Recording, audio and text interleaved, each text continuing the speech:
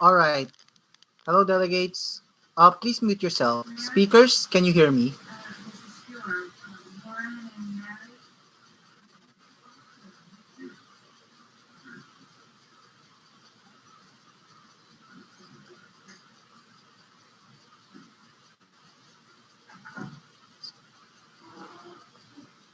All right. Hello, delegates. Please mute yourself. Speakers, can you hear me?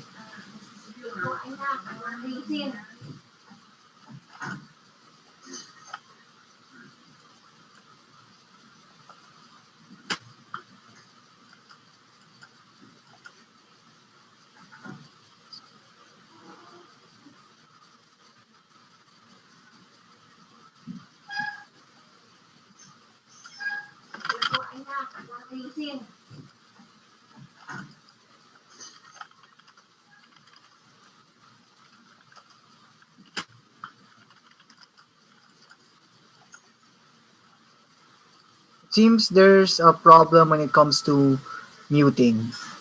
Don't worry, we're addressing it right now. We still have 6 minutes before we present. Yeah. I can now speak since I think they already allow us to speak by making us a co-host. All right. Thank you.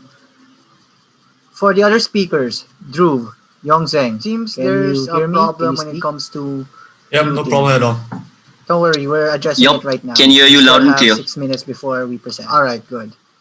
For the delegates here, I can now speak may I since respectfully ask I you think to they also already video allow yourself? us to speak It by would be making really us a nice for us co-host. to see your faces, to see the current roster of delegates present. For the other speakers, SUNMUN, Dhruv, Yongzheng, can you hear me? Can you speak?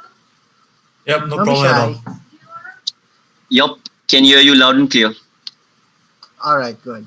That's nice. For the delegates here, may I respectfully ask you to also video yourself? It would be really nice for us to see your faces, to see the current roster of delegates. For those who are not speakers or hosts, please kindly mute yourselves. Don't be shy. As much as possible, we want to run this program as smooth as possible. So we can also end this on time and not drag this out. Because because certain time zones, like in my country, for those this webinar who are not speakers will end by 11:30 p.m. So we don't want to take so much time for our delegates in other countries. Okay, we'll just have another 5-minute waiting period for our first speaker. I hope, yeah.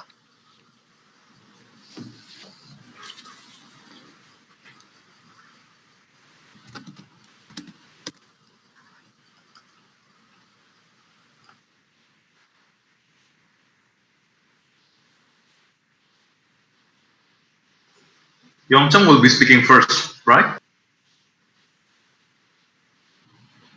Yes, he will speak first. You're second, and Dhruv is the last. Okay. It's based on your standard time. Okay, sure. 30 minutes, right, maximum? 30 minutes. Okay, noted.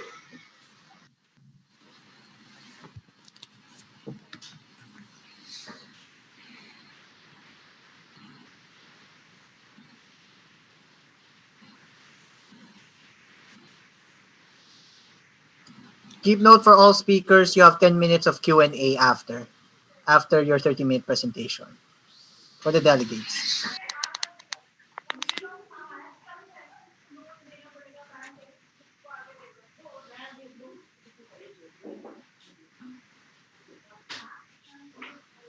Delegates, please change your names to your appropriate country assignment so that way we can be able to identify you easier. For members of the days, please change your names to your appropriate assignment as well.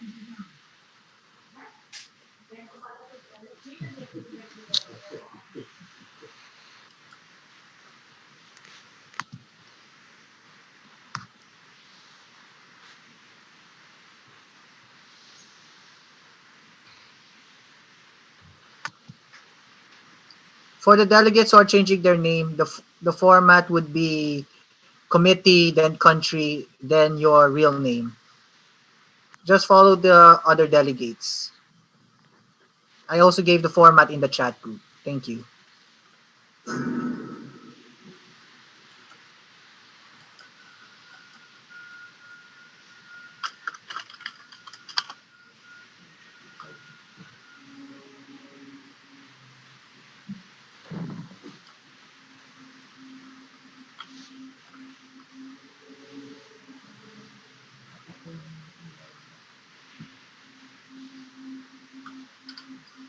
Banzuela also, this will be streamed to the Facebook also, right? Just confirming, just asking. Yes, it's going to be streamed via YouTube. I will also send the link right now, and for those who wants to share it.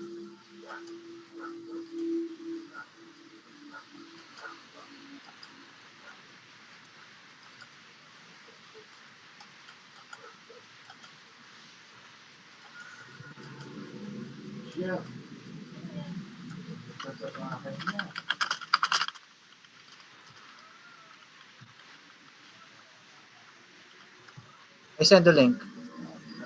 All right. Let's not keep it waiting. For all our delegates attending right now and for those who are watching, we will begin. So, good evening all delegates present and those who are watching. I am Nicholas Banzuela. I am the founder and the Secretary General for the first ever Southeastern United Nexus Model United Nations. And I'm pleased to be your host for this evening. For Sun Model United Nations, our purpose is to do a charity event for Children's Hospital.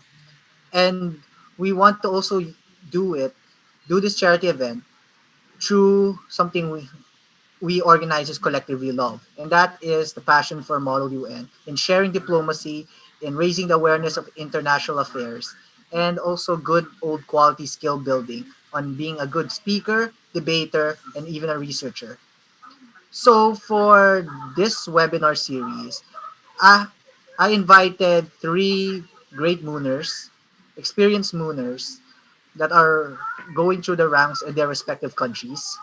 They are mooners I have met throughout my own personal journey through online and physical conferences. And each one has a good skill worth sharing to inculcate knowledge into how to better improve yourselves as delegates, whether you're a first timer or somebody new to the Moon community. And hopefully, after this webinar, you will have something to want more, to learn more about MOLUN. And this will help you for the upcoming Sun Model United Nations conference or any other conference you decide to join, knowledge into how to better improve yourself. So without further ado, we will proceed to our first speaker. And our first speaker is none other than the Malaysian mooner, Mr. Yong Zeng Ning. He will present for 30 minutes when it comes to researching foreign policy, how to work on your assigned committee, as well as within the conference, such as lobbying and leading a group. So, Mr. Ning Yong Zeng, you have the floor. So please, you can share screen your presentation. All right, give me a minute.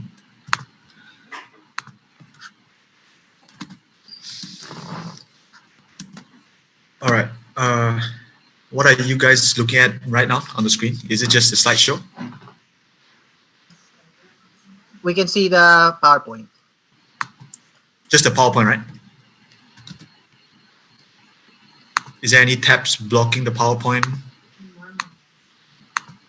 No. Okay. All right. So I'll proceed, yeah? Proceed. All right. Keep note you have a timer of 30 minutes. We will tell you if your time is almost elapsed, but also keep note of your time. All right. Okay. A very good evening to everyone. I hope all of you have already enjoyed your nice dinner and ready to sit tight and to learn the art of diplomacy through Model United Nations. Like what Nicholas said, my name is Yongchen. Most of my friends and colleagues address me as either Yong or YZ, so feel free to address me with that during the Q&A session. Today, I will be teaching you the foundations that you need to do before starting out in the official MUN conference. I assume most of you are first-timers, but maybe some are veterans here. But no matter what, the essence that I will be teaching later on will let all of you gain interesting insights that not only prepare you for MUN, but more on preparing a certain mindset before joining a competition with caliber as such. So just to show you my background as a delegate, because of my current involvement as president no matter what, Council of International Law and Diplomacy in Malaysia, as of now, I've only have 3 MUN delegate experiences with 2 awards out of the 3. I shared this to you all because of one reason. A good delegate is not about how many conferences that you joined, how many MUN masterclasses you attended, or how well versed you are in rules or procedures. Instead, a good delegate treats himself as beyond the circle of MUN. MUN is a platform for him to understand the art of diplomacy, international thinking, and how to further analyze global affairs. He or she puts himself in the shoes of a real-life diplomat, not just an MUN participant that joined to update their CV. A good delegate has an overarching vision way before they start delegating. If the attitude is not there, it will be difficult to go far in this arena. So, moving on, in this slide, I've categorized the content into 4 parts: country's geography, country matrix, the nature of the council, and finally, on how to utilize the art of influence. By understanding these 4 parts, you will learn the mindset required in the international arena or MUN, how to conduct effective research, how to conduct interpersonal lobbying, and how to develop personal leadership. So the first part that we will be going on is country's geography. To truly understand a country, you need to know what challenge they face within their borders and who are their neighbors outside of their borders. Now, the term borders is an interesting concept because it is not just a tangible term. Some borders can come from religious perspective, spiritual, philosophical, historical, or purely geopolitical. For example, in this slide, this is the map of Europe as a whole. We all know that in this map, the Eastern European countries are all independent and sovereign states.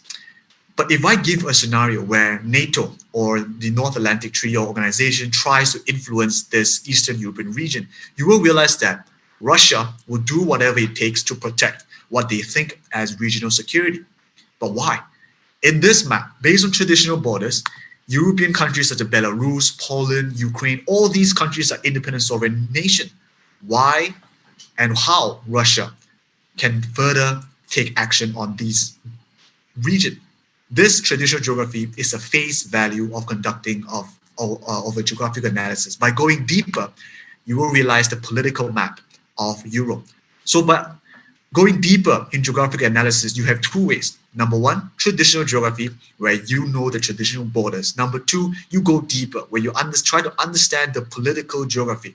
Political geography show you the underlying dynamics of country and other country, underlying dynamics, underlying power relationship. You understand the constitutive factor of a country, whether historical-wise, spiritual-wise, religion-wise, and many other elements as well. So, research your country's geography in 2 manners: the traditional geography and the political geography, to fully understand a country's nature. Let us try a second example. And for this one, let's make it more interactive. This is the South China Sea traditional geography standpoint.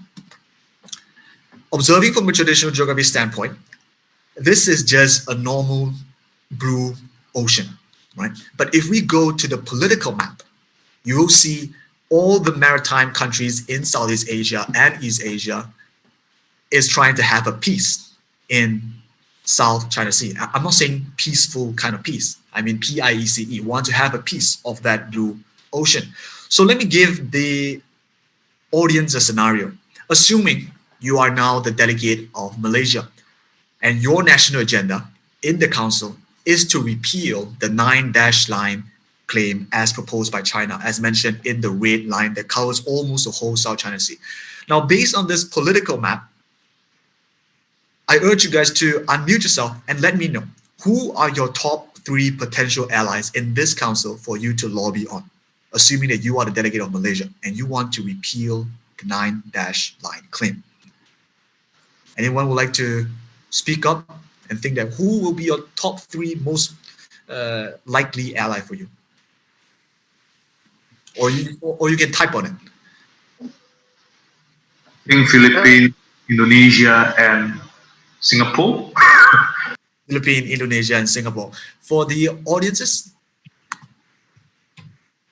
all right, Philippines, Indonesia, Vietnam.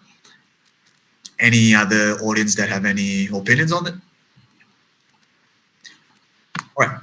Now, there's no right or wrong answer, but if we just look at this political map, you'll see that from the Malaysia perspective, the highest chance of establishing alliance would be Brunei, Philippines, and Indonesia. The top 1 and 2 should be Philippines and Brunei, because if you see from the political geographical standpoint, Indonesia have a middle range interest. But if you look at the 9-dash line claim, it completely covers Malaysia's, Brunei's, and Philippines maritime border. So this is how you analyze the political geography. So what is the end goal here in conducting geographical research? Your geographical research will allow you, like what we discussed in South China Sea, will allow you to identify who will be your potential ally or enemy. Delegates that truly understand both matters of geography will give speeches that satisfy their ally and turn their enemy into allies. Informally, they can also speak the language that allies and enemies want to hear. They can garner support very easily because they know who they can influence and who they want to influence the conference. Moving on would be country matrix. Now, only by conducting a good geographical analysis, your reading of country matrix would help you a lot. As I attach in this slide, on the right side of the matrix, informations like these can only be found and identified by delegates if you conduct tip 1, which is to conduct a geographical analysis. Only by doing that, the country matrix will benefit you a lot, because there's a clear list of countries that will be in this council, and you are able to identify any country that is your potential friend or your potential enemy based on geography, not just from a traditional sense, also from the political sense. What is a sphere of interest that I can influence in this council, whether I can penetrate into sphere of interest or I can create one sphere of interest? Or is there any historical linkages that because of this history, it binds my country and other country? Only by conducting tip 1, the country matrix will be very beneficial to you during your researching process. Moving on would be to understand the nature of the council. Delegates have to understand the themes that a council is responsible of. A basic Wikipedia read is a good start. One thing unique that I could provide is my sensitivity to words due to my law background, which enables me to grasp the underlying implications or political intention just by reading certain provisions. So for me, I will go beyond Wikipedia read, and also start finding all related legal documents, treaties, declarations, etc. that form the basis of legitimacy of this particular council. Let us try on a case study, say the Pan-African Parliament. Like I mentioned just now, because I'm a law student, hence my sensitivity on words are strong. One of the methods I recommend is to find documents that acts as a constitution for that institution to have legitimacy to be built up. So these are the 3 statements that I found when I read one of the treaties issued by the African Union. Now, to all listeners, I want all of you to answer me this. Based on these 3 statements, on your interpretation, is the Pan-African Parliament a powerful institution in the African Union? If yes, if no, which term, paragraph, or sentence that implies your interpretation? Feel free to type in, or you can unmute yourself and answer.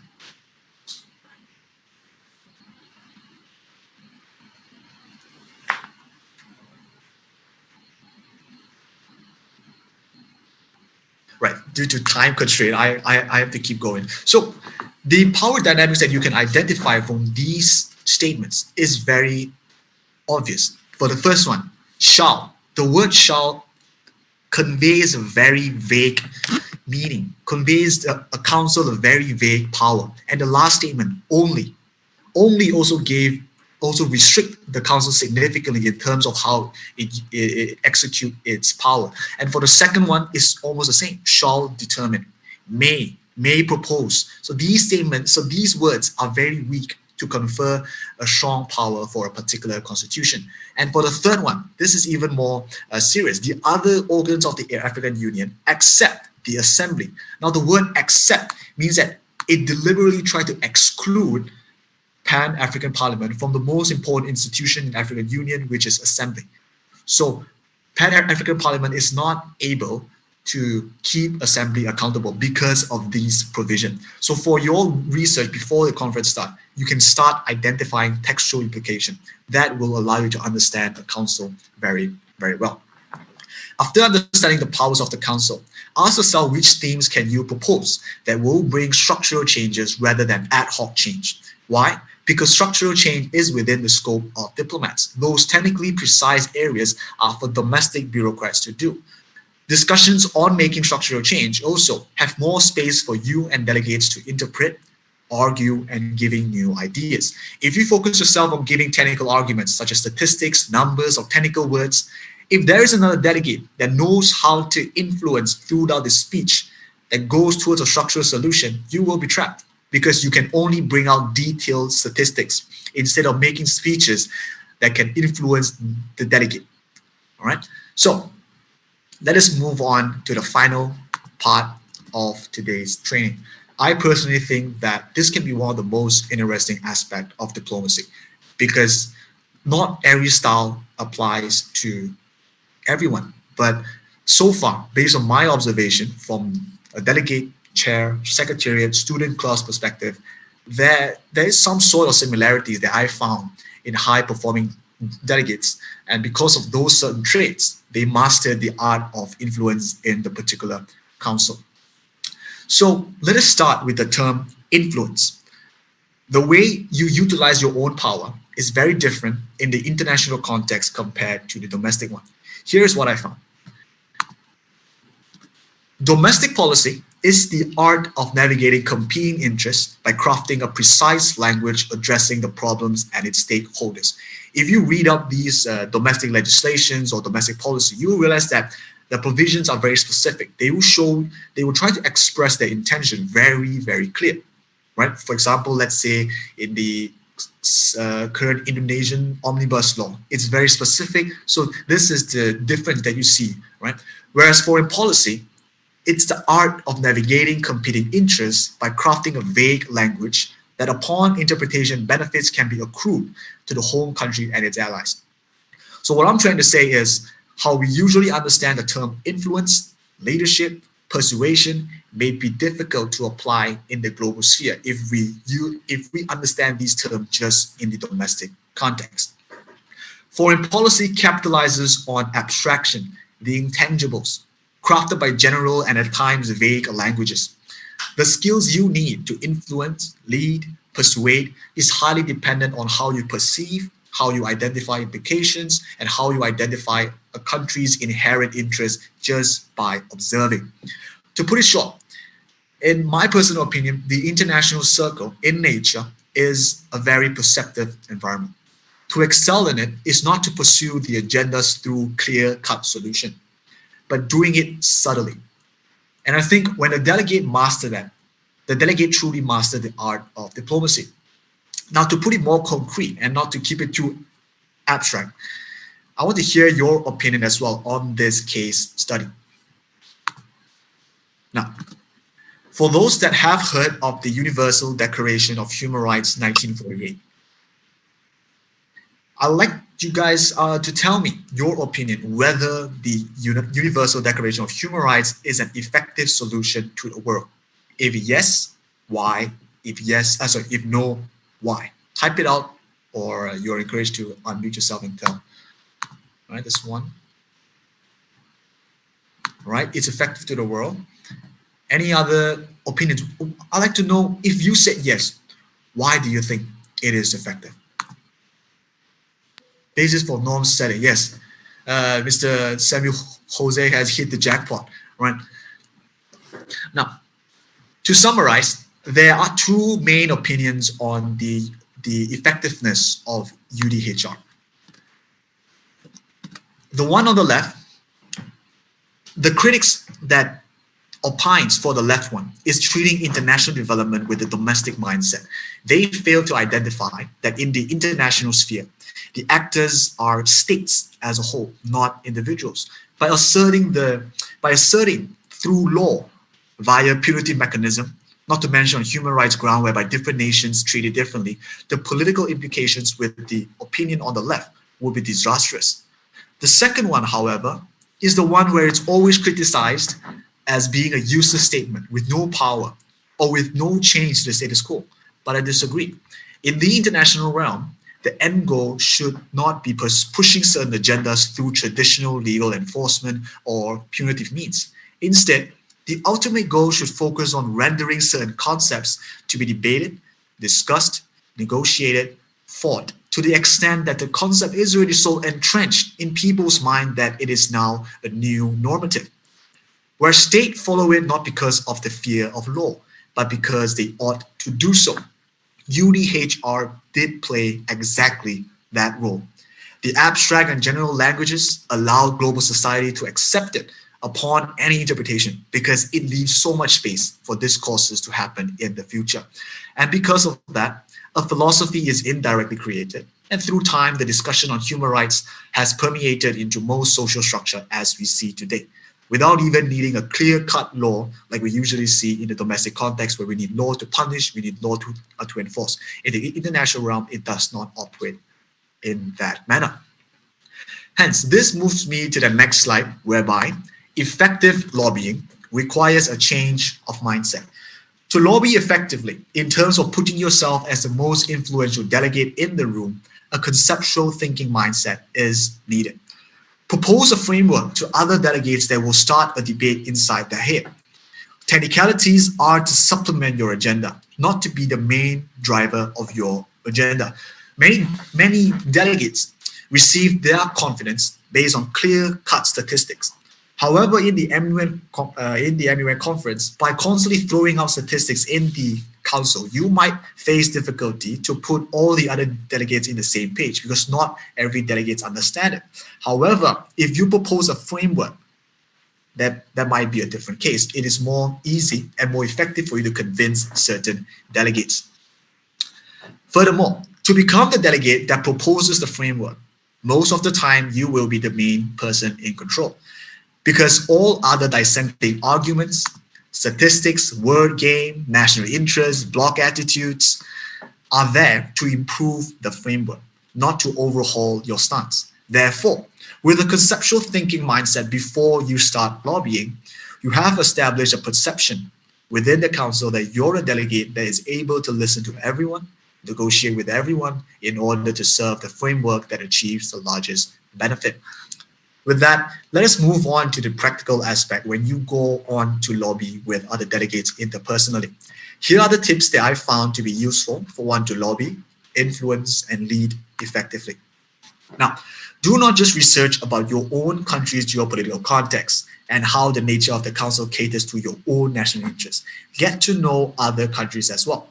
Secondly, lobby with an inherent framework in mind, just like what I said. How will this country's interests contribute to this framework? If not, is this reconcilable? If not reconcilable, is the framework to be altered or be adhered to? At what cost if we were to be altering or adhering? Delegate, when you conduct your interpersonal lobbying, considerations like this must be there. Tone of speech is essential. Your audience, which I mean as delegates, can easily sense your underlying emotions just by hearing how you speak. A make or break of an influential delegate starts off with how he or she speak, how he or she sound, and how he or she present themselves instead of how they stand, how they sit. The body languages is very important. These are subtle elements of projecting your own power. All right. So there are different kinds of tone of speeches, and it's not that you have to stick with one. These are certain styles that you can adopt based on different circumstances. Confident, being mediative, being agreeable, being assertive. Sometimes you can be aggressive as well. There is no right or wrong. Any action can be conducted depending how it serves your country's strategic interest and also your bloc. And also the art of abstraction. Leave your proposition, leave your proposal partially vague. Don't put it too vague, but don't put it too concrete as well, because you want to give them gaps to make a decision on their own. Why? It's a little bit of psychology. People tend to be more motivated when they make a decision on their own, when they are in control of certain decision. So to lobby effectively, to influence the council and to lead, provide solution via a persuasive tone, to let them feel that the decision is made by their own, not by someone like us that forces them, that try to convince them with pretty words. No, they make the decision themselves. When they make a decision themselves, it is in their interest to protect the decision that they made already. So this is how you conduct effective lobbying, where you can hold influence during the whole council, not just 1 day, but 3 days. And the delegates will start to look up to you, because you as a delegate yourself holds the most agenda. He who holds the agenda in the meeting controls the whole conference. That is based on experience. So I believe that I have 6 more minutes. So Nicholas, I have completed my training slides and I'm up for questions and answer. All right, thank you for that, Yongzheng. So for our delegates and our general audience as a whole, the floor is now open for an early Q&A session. So those who wish to ask for a Q&A, you may already. Just feel free to use the chat or just speak by raising your hands or unmute yourself. We'll just give this another minute.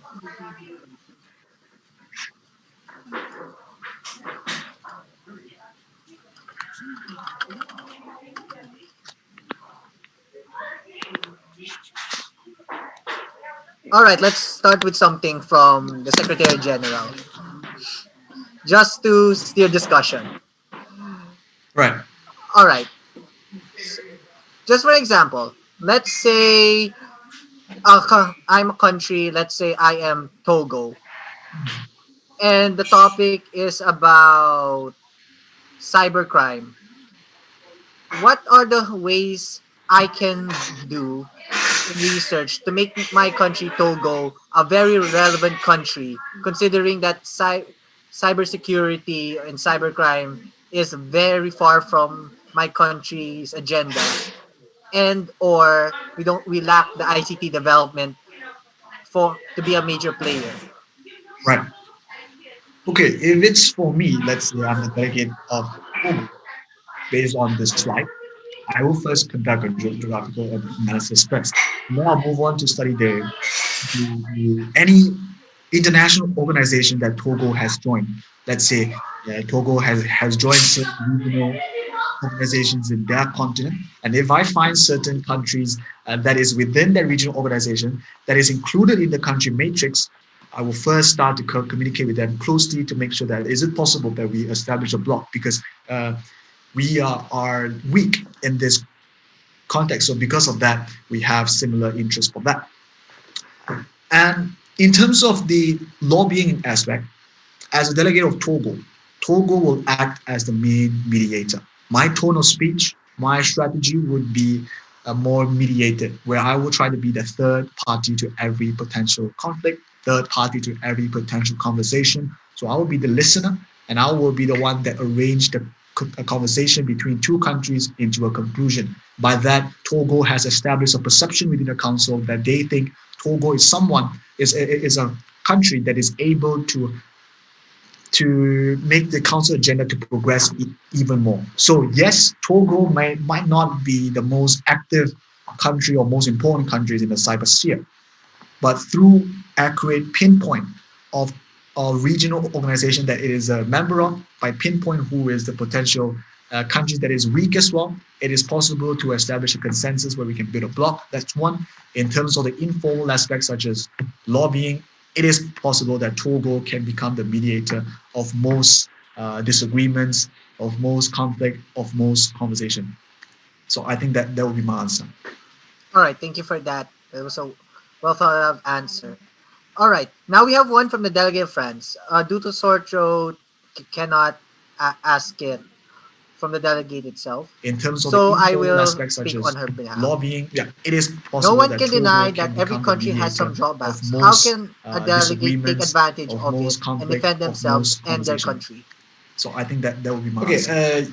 All right, thank So you the for delegate that. of France That was from a well thought UNHCR, answer. when you say All right, drawback, is now it we the have one drawback from the faced by your delegate own of country, France. or you Due see to sore or you saw throat, other country cannot face a ask drawback? it from the delegate itself. So I The will own speak on her country, behalf. sir. Yeah, the own No country one can has a deny drawback. that every Okay, country has some how can drawbacks. we How defend can on a it? delegate Okay, take I think advantage of it if and it's defend me, themselves and most their of the country? time I like to play with words, right?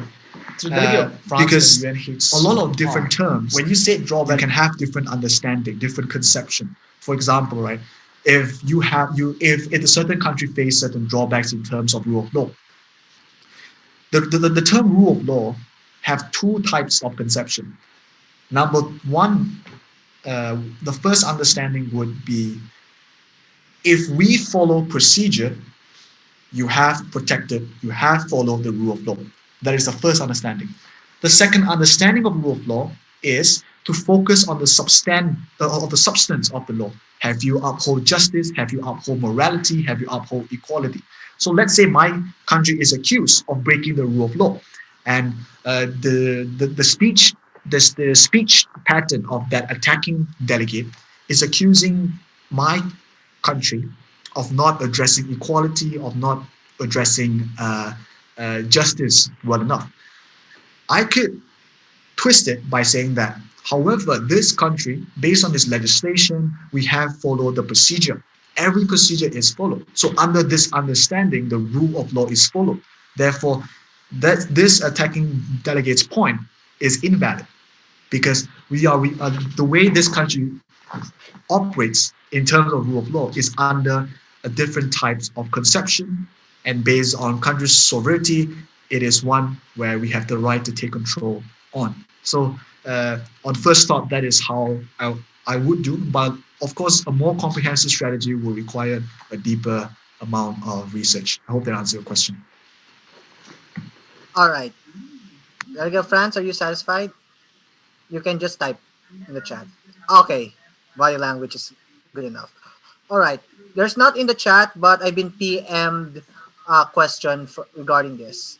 So when it comes to effective lobbying, how do you deal with certain power delegates like the big countries, USA, Russia, China, France? Let's give an example. This is a Security Council.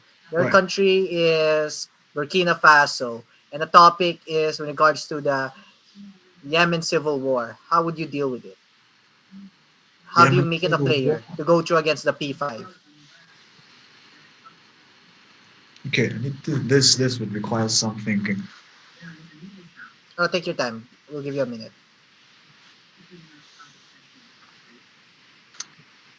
Okay. There's one time in history where the Republic of China is kicked out from the United Nations, and they officially accept the People's Republic of China as the legitimate China. And guess what? The country that proposes this, the country that drives this change, is not the big country or the powerful country that we know. It's Albania. And that time, Albania is economically weak and politically, you can say in a geopolitical sense, irrelevant. But Albania is the one that started it, and Albania is the one that kickstarted this historical change by kicking out the Republic of China. So, yes, you are a small country, but I would put it that as a delegate of Burkina Faso, there are certain skills where you can switch the perception of your status. The perception can be changed, such as how I answered just now as a delegate of Togo. When I usually got allocated as a small country, I will usually act as the country to become the main mediator of every conflict. The one that issued themselves as a mediator. Second, to create frameworks that can unite those so-called weaker countries to form a bloc together. Find the interests that all weak countries can identify, such as developing economies, or such as the monopolistic control by the P5 country. These are different interests at play that weak countries can relate to. So as delegate of Burkina Faso, you might propose a new framework by saying that this is to disrupt the old normative, to create a new norm, to create a new type of discussion. So maybe the discussion might not be successful, but by you proposing it, by you putting your country's name as the first one that proposed that idea, you have established a new perception within that council. Countries will not perceive Burkina Faso as just a quiet country, as just an errand boy. Because by proposing a framework yourself, by taking initiative, the perception can be changed. Just like how Albania at that time is the main driver that kicked out ROC and put PRC as the legitimate China. So it's if I like to summarize it, if you're a small and weak country, try to do your best to become the mediator. It's very effective. Number two is to be proactive. When you are proactive, regardless of failure or success, a slight perception can be changed. Really. It's like a dominoes. When you try to do something, it will already create a domino effect in terms of the perception change. I think that's my answer. Okay, thank you. Thank you, Yongzheng. Now we have a new question. This time from TCP, from Delegate Tushar. His role hasn't been given, but he is from TCP. So the question is how to initiate the agenda against a particular topic or to form policies when you are most related to it. Okay, to the one that asked the question, when you said you, do you relate to yourself or your country? Because there's a big difference. If it relates to you personally, you have to first identify, does it fit your national interest or not? Yourself, yeah. In MUN, you even if it relates to yourself personally, you cannot speak out if your personal view runs contrary to your representing country's interests. So when you are in MUN, you cannot think of your own. You are a diplomat of that certain country, so you think as a country. So you cannot put your personal view. You can only put your personal view, let's say, if it aligns with the country interest. So you can add some personal element that can improve the persuasion of your argument. But if it's not within your country's interest, then no. It's best if you don't speak up. For example, let's say, imagine, say that US would like to abolish, let's say, your personal view is that the United States should abolish the NATO treaty. Of course, you cannot do that because if you are the delegate of USA, the national interest would of course, to maintain NATO, right? So personal and the state level, you have to distinguish it very, very clear. All right. Thank you for that, Yungzeng. Okay, we have another question. This is from the delegate of Romania. Actually, this time it's much more on the conference itself. So here's the question. I have attended a conference which followed the procedure like position paper and only speaking on the topics in a given order. No moderated caucuses, but all other conferences I have attended have been moderated caucuses type. So what type is SUNMUN? Well, just to answer that question, we're following Harvard Moon. Yeah, ROP. I think So maybe it's another. Yeah, it's similar to International Moon or many moons in Indonesia. It's heavily and moderated caucus. You won't have much on mod. That's just directly from the secretariat. So, okay. So there's another question. Okay, this is just asking again the ROP. It's Harvard Road Moon. It's Harvard Moon. We gave you the study guides, delegates. Use that time to read it. The format is all there. All right. So let's go for another question. Okay, this is something I got from a personal chat. So to address to Mr. Yongzeng, where can I find much information on your country stance? Okay, sorry. What do you do if you don't have much information on your country stance? I can relate to this because, for example, I am Togo and I have little to no involvement in, let's say, when it comes to the protesters in Hong Kong, how do you deal with that in a General Assembly? Okay, this I have to share my personal experience. So, in my second MUN, let me show the slide. In my second MUN in the Asia Youth International Month, I was South Sudan, which is the youngest country in the world and the most messed up, one of the most messed up country in the world since I think 2011. The Civil War has started since then. So the topic in that council is about addressing water scarcity, if I'm not mistaken. So it's very hard to find information, but that's one tip that I could give to the delegates. To get a first-hand understanding, you guys can try CIAWorldFactbook.com, if I'm not mistaken. It will show you comprehensive information of that certain country. But of course, that's not enough. So there's one way where I try to do research on South Sudan. I speculate things. I read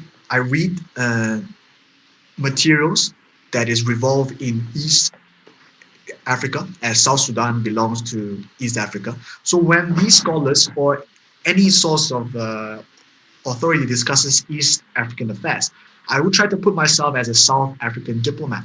How would these East African affairs affect South Sudan itself in terms of geography, in terms of economy, in terms of security?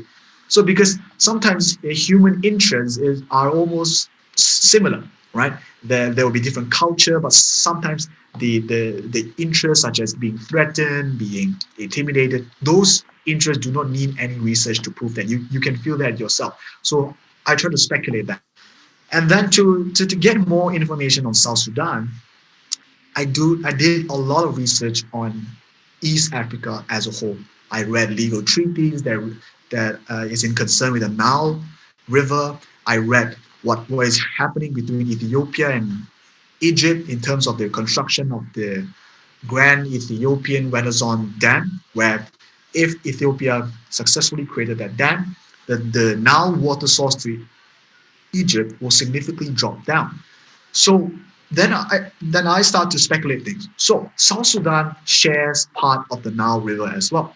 So if Egypt faces some crisis with Ethiopia, they need friends. They need alternative friends. So they need Sudan.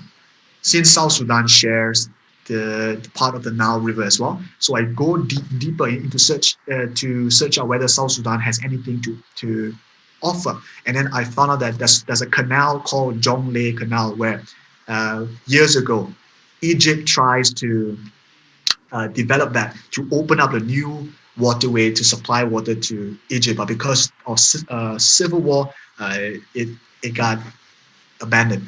But then because I researched East Africa as a whole, I found out that because of this Ethiopian issue, it might be the chance where South Sudan can say, the delegate of Egypt, do you want to revive the construction of Jonglei Canal? So by that, because of speculating things, I got more information on South Sudan than I expected. So if you receive certain countries that are not from the mainstream, or you're getting countries that are not famous, you can try to not just research your country as one.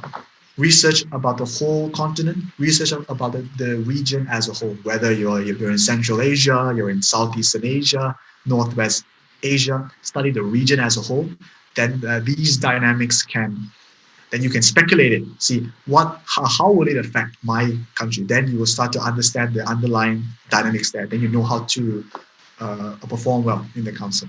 Yeah, that's it. All right. Thank you for that, Mr. Yongzeng. Thank you for your presentation. Just stand by. We'll have a last round of Q&A after this webinar. So without further ado, we'll move on to the next speaker. So, all right. So presenting our second speaker from Indonesia, Mr. Hino Samuel Jose. His presentation will deal with position paper writing and resolution writing. These are the two most crucial outputs delegates have to make in regards to committee sessions, and he will be dissecting them thoroughly. So please listen, delegates. So Hino Samuel Jose, are you ready? Yes, I'm ready. All right. Okay, let me share my screen. Voila. Okay, so do you see any other tabs? Because I'm also opening a timer so I can monitor my time. Or did you guys see only the presentation slide? Yeah, we see it. We see it. Sure. Okay. Okay. So thank you very much, Mr. Banzuela, for the introduction. So first of all, hello everyone. My name is Hino Samuel Jose. I am from Jakarta.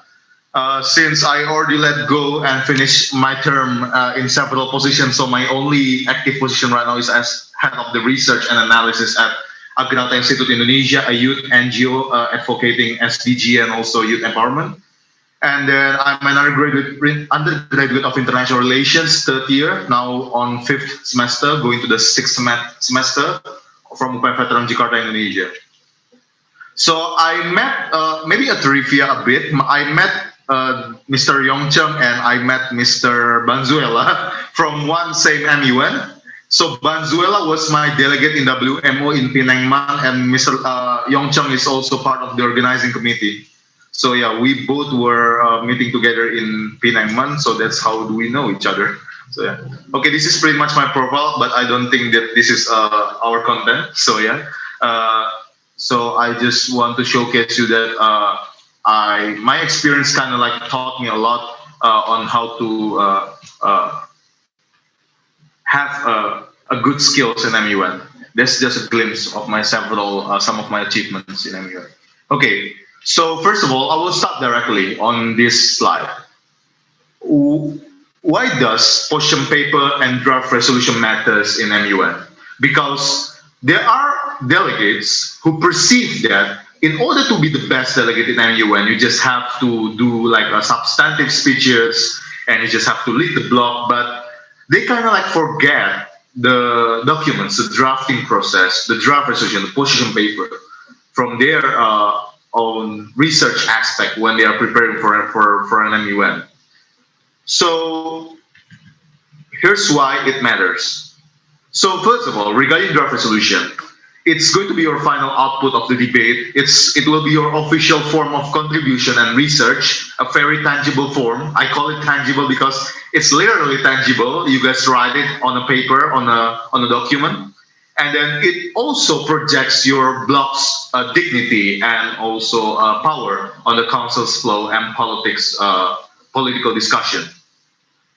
And it's also one of the practices to enhance your academic and legal writing skills. So why do I say writing skills? Because here's the thing.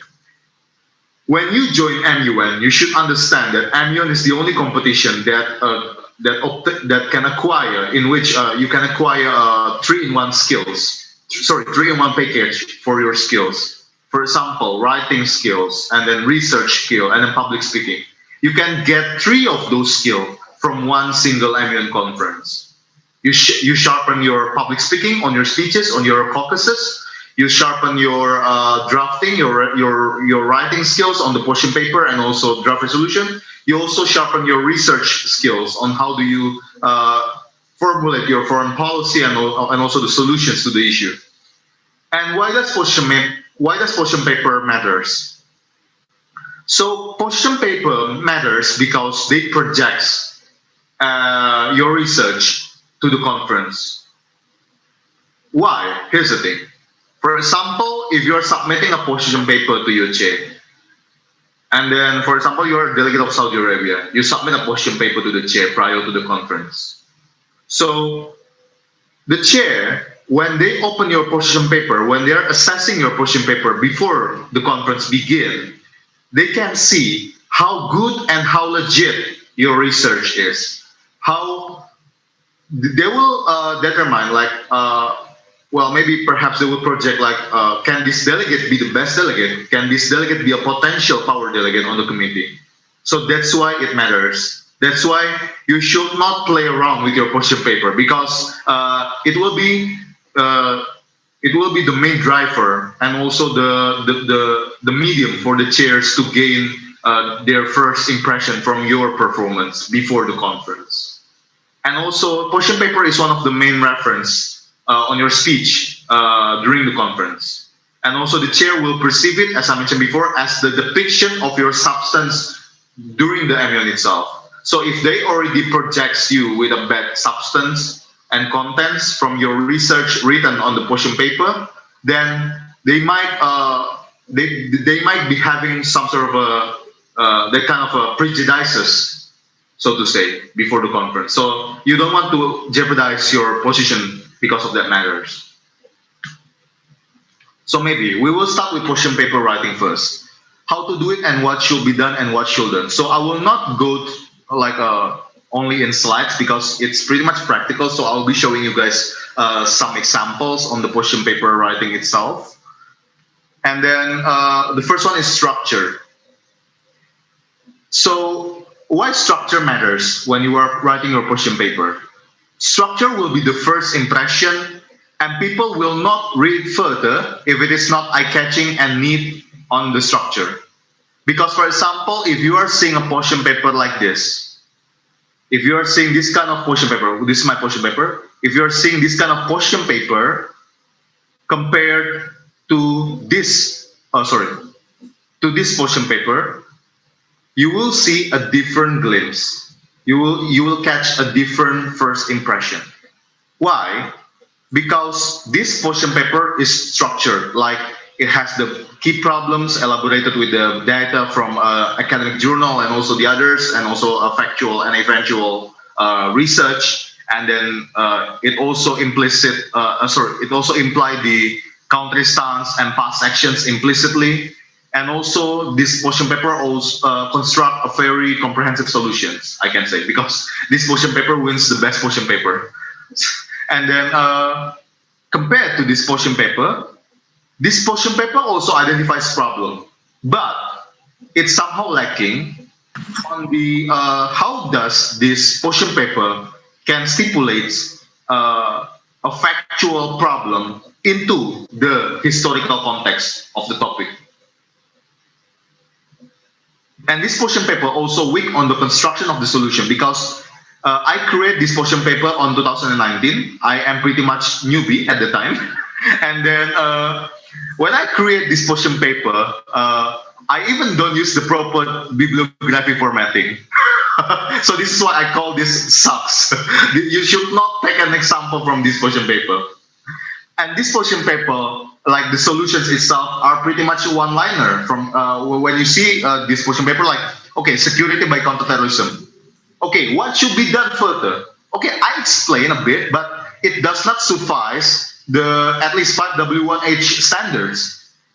So that's why structure is important, because to be honest, as a chair, speaking as a chair, whenever I'm assessing a portion paper, when I saw a good portion paper with a good formatting, I will pay attention more into it instead of the portion paper who are not using a good format and good structure. Because for us, just like a journal, an academic paper has to suffice those basic foundational standards. So that's why you need to imply clear and explicit outline of the key problems. You need to balance between the proportion of national and international past actions. You need to also follow the Secretariat predetermined format guideline. You also need to find the link back between the solutions and also the stance. And hence, you must elaborate it with your key problems. It should be coherent onto each another. And then it should be neat, and it has a reputable, relevant, and supporting citations to your elaboration. Why does I convey these points as the key strategy to build a good structure of portion paper? So I was sharing this MUN before. I don't want to name the MUN. So I was sharing this MUN, and I saw a delegate of Brazil in my council literally discredit Bolsonaro. Like, Bolsonaro is her official government of Brazil. Like, it's Bolsonaro is the official leader of Brazil, but this delegate explicitly and tangibly discredit Brazilian government. So the question is, what's wrong from this delegate? Because this delegate write their portion paper by not using an appropriate outlook.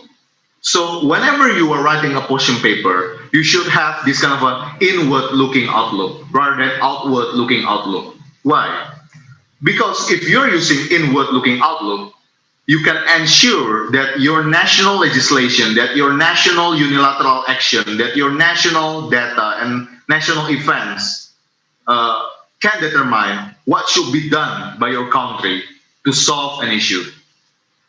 If you're using outward-looking outlook, then it will be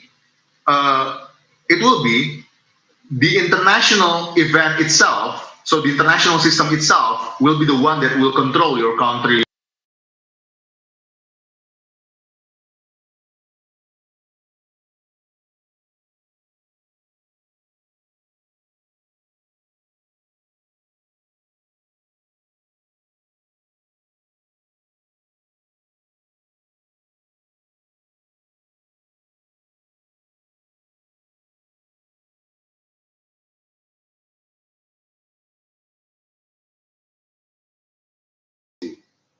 And when you are using outward-looking outlook, the principle of norm shaping, norm setting, and norm sharing that will be done by your country in a multilateral forum will not project and will not convey.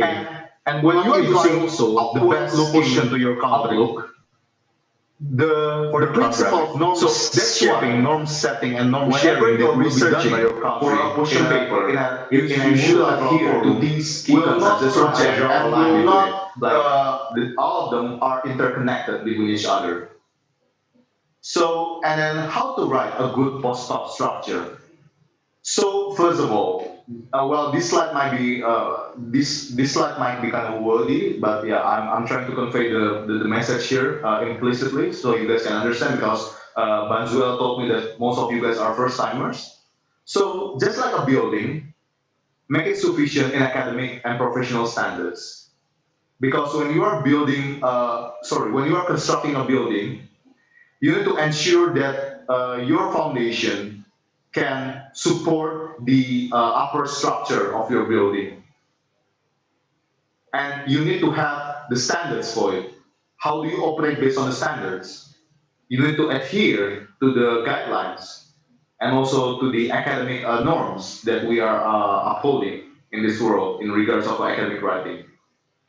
So it's not like an academic journal. So don't make your position paper like onto an academic journal, because basically position paper is a paper that stipulates your position. And the next, problem identification should contain factual and eventual elaboration. Okay, so we can see from this position paper, and when we compare to academic writings, so wait, let me share my screen again. So this is an academic journal that I'm writing right now. I'm currently writing on this journal and it hasn't finished yet. It's like I'm writing about, this is the title, so you can read it, South-South Cooperation. So this is an academic journal. This is an academic writing. As you can see, it elaborates on arguments and it elaborates on eventual and also factual data. It elaborates on how does the theoretical framework could somehow support your arguments, can somehow support your contending points on the journal. But a position paper is different because you basically need to convey your position, your foreign policy towards an issue, and how do you resolve the issue. So therefore, you need to differentiate those kind of terms, because this happens on my previous conference. So the Ministry of Foreign Affairs of the Republic of Indonesia organized this G20 simulation meeting, and they select 40 students all over Indonesia from hundreds of applicants, and I managed to pass the selection. And we are doing this G20 meeting. I met a lot of my MUN friends from there, from the conference. Like, there are a lot of MUNers there. But their mistake is they are creating a position paper that is more onto academic terms rather than foreign policy terms. That's what the diplomats say. It's different. Like, when you compare, like, this is my position paper for the conference, and this position paper win the best position paper. This position paper that you are seeing right now wins, and the diplomat, when they are giving the assessment, they said like, this position paper are able to comprehensively convey what are the stance, what are the foreign policy, what are the norms, what are the possible room of compromises during the negotiation of G20 Share Pass meeting. And you should clearly you need to understand what are the contexts. You need to understand what are the potentials from your country stance. You need to understand what are the possible trajectories that you might experience during the debate itself. So that's why you need to balance your national and international past actions. Because when you are formulating a solution on your position paper, if you are doing like too much on national past actions, you cannot show your commitment to the multilateral forum. So you need to balance it, because I found a lot of position paper that elaborates a lot on their national past actions and legislations, but that position paper failed to elaborate on the international past actions, or they are not balancing those kind of aspects, because you are basically representing your country in a multilateral forum with the other member states, and there are I can say hundreds of different interests. There are many priorities, there are many solutions, there are diverse positions. So you should use your international and national past actions to conceptualize your position and foreign policy to ensure that you can resolve the issue with a good resolution. That's the key. And the way you need to resolve the issue is basically you need to refrain from one-liner solution, because you need to explore and challenge yourself more to resolve flaws and loopholes from the past actions. So these points are complementing towards each other. And the last, ensure that your solutions are not repetitive to one another on its context, and make sure each one of them has their own novelty. So these points emphasize that we need to resolve flaws and loopholes from the past actions. If you're repeating solutions and also, let's say, stance from the past actions, stance from the past events regarding the issue that contains flaws and loopholes, then there will be no novelty if you keep repeating it.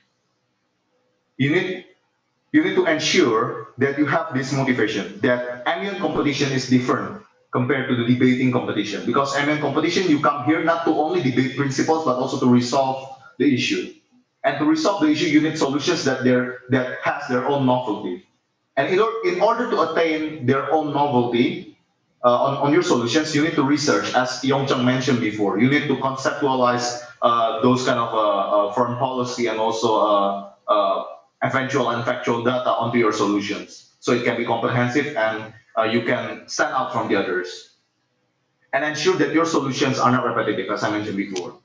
Because if you are like bringing one same solutions to resolve every single karma during the caucuses, like the chair will just be bored to hear it. They need your innovation. Okay, so the second one is linguistic. So language is the key to convey your ability to research and proportionally write your question paper. Why?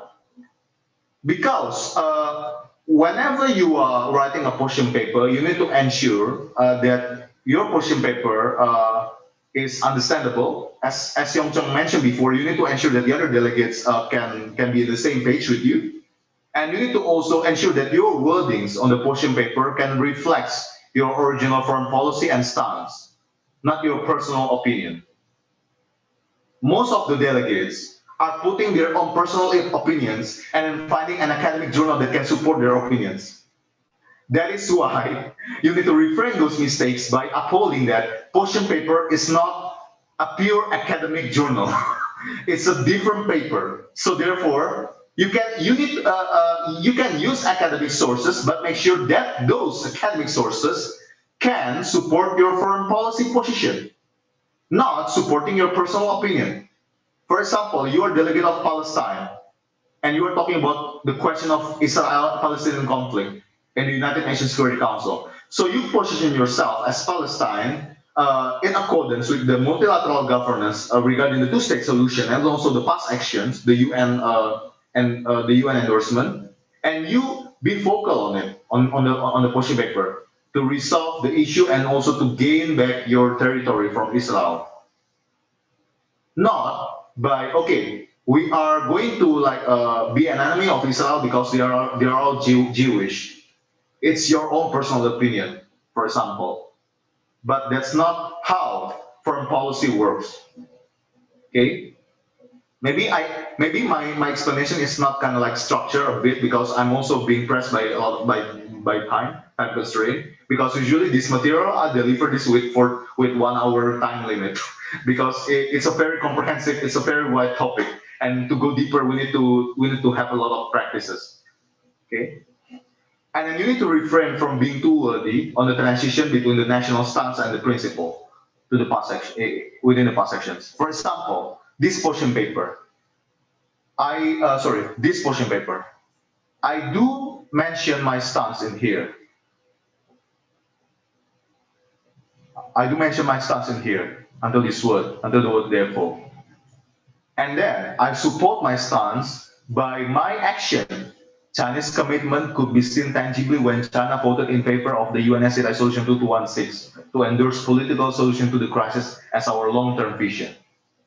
So make sure it has a good transition from your stance to the past actions. Because if you're mentioning your stance and then you come to the past actions, it's the same like you are dating a girl in Tinder without knowing whether this girl is really a girl or female. So that's how do we say it.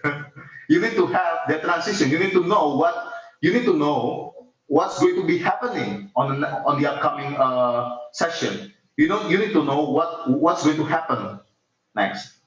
Okay. And then also you can see it from here. China is also cooperated with WHO in the 2019, where 500 healthcare workers were sent from Chinese Ministry of Public Health, blah blah blah blah blah blah blah blah blah, to the diarrhea treatment centers in Yemen.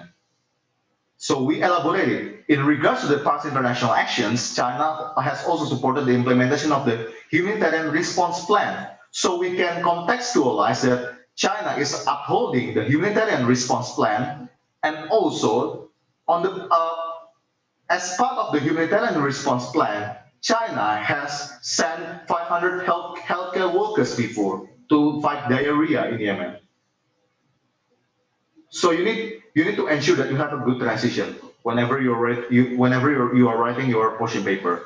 And maybe perhaps the last, document-based and internet-based research should be conducted to discover more eventual and factual data to provide not only substantial but also logical elaboration. Because if you're throwing a lot of data, just like Yongcheng mentioned before, if you're throwing a lot of statistics, if you're throwing a lot of past actions without a logical elaboration and without a logical context, even the chairs cannot understand your portion paper.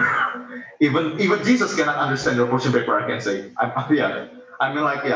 That's why logical elaboration is important, but you should not just forming your portion paper by putting a lot of logical elaboration without data, because logical elaboration without data means blind, and data without logical elaboration means dead.